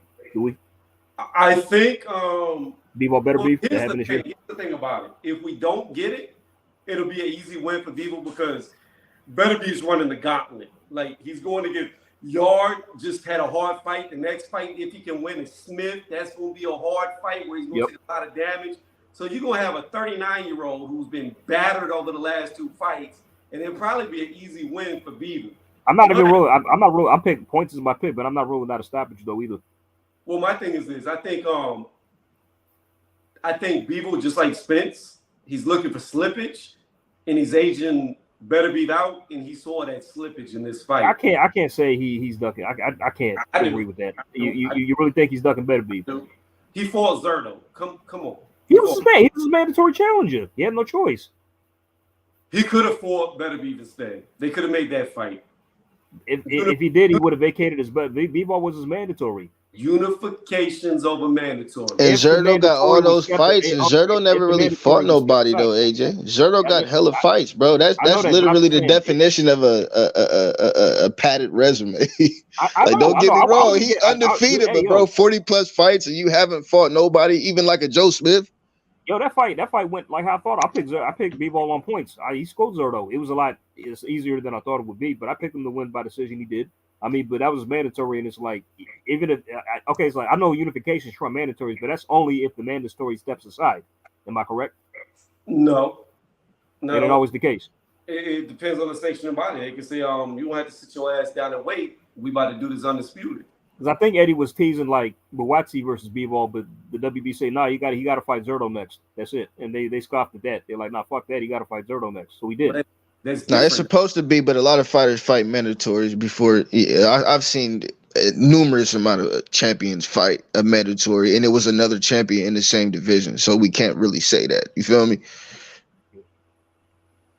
I mean, we can, but it just depends on the sanction. They should trump mandatory. Unification should always trump mandatory. But I've seen champions literally fight mandatories, and they had a whole champion in their same division. Is what I'm saying. Have you not seen that, Tony?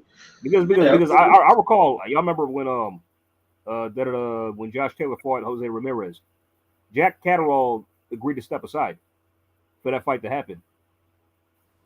Originally, I mean, because it was supposed to be he was going to have to fight. Josh was supposed to fight Jack, but he said, "All right, I'll wait let them fight." Then he took on the winner for our 4 belts, and won the fight and got none of the belts. Yeah, I know, right? And now, if he beats Taylor again, he still doesn't get all the belts. He just gets one, if that. Yeah. I mean, and that's if Josh Taylor even has the WBO, because he has to provide injury that proof that he was injured, which I'm having a hard time believing, if I'm being honest. So, what a time is ticking. He gonna have to prove something. Yeah. He's been inactive for so long. Catterall just needs to fight somebody to be active. They both ain't fought like in a year and a half, damn near almost. I mean, it's just like it's gonna be like they said it's scheduled for June. It's like, all right, man, that's like damn near a year and a half they ain't fought. But anyways, we keep bringing up new topics. I gotta go. All right, for sure. All right, be safe, Tony. All right, B. And you be safe as well, AJ. By the way, Tony, check out that link in the private chat I posted on Twitter. I will. IB. Oh shit, he jumped off. I was about to tell him you about to lose your mustache. All right, I'm gonna end the stream and then I'm gonna go watch this video. All right, man. Till next time. Man. Have a good one. You too.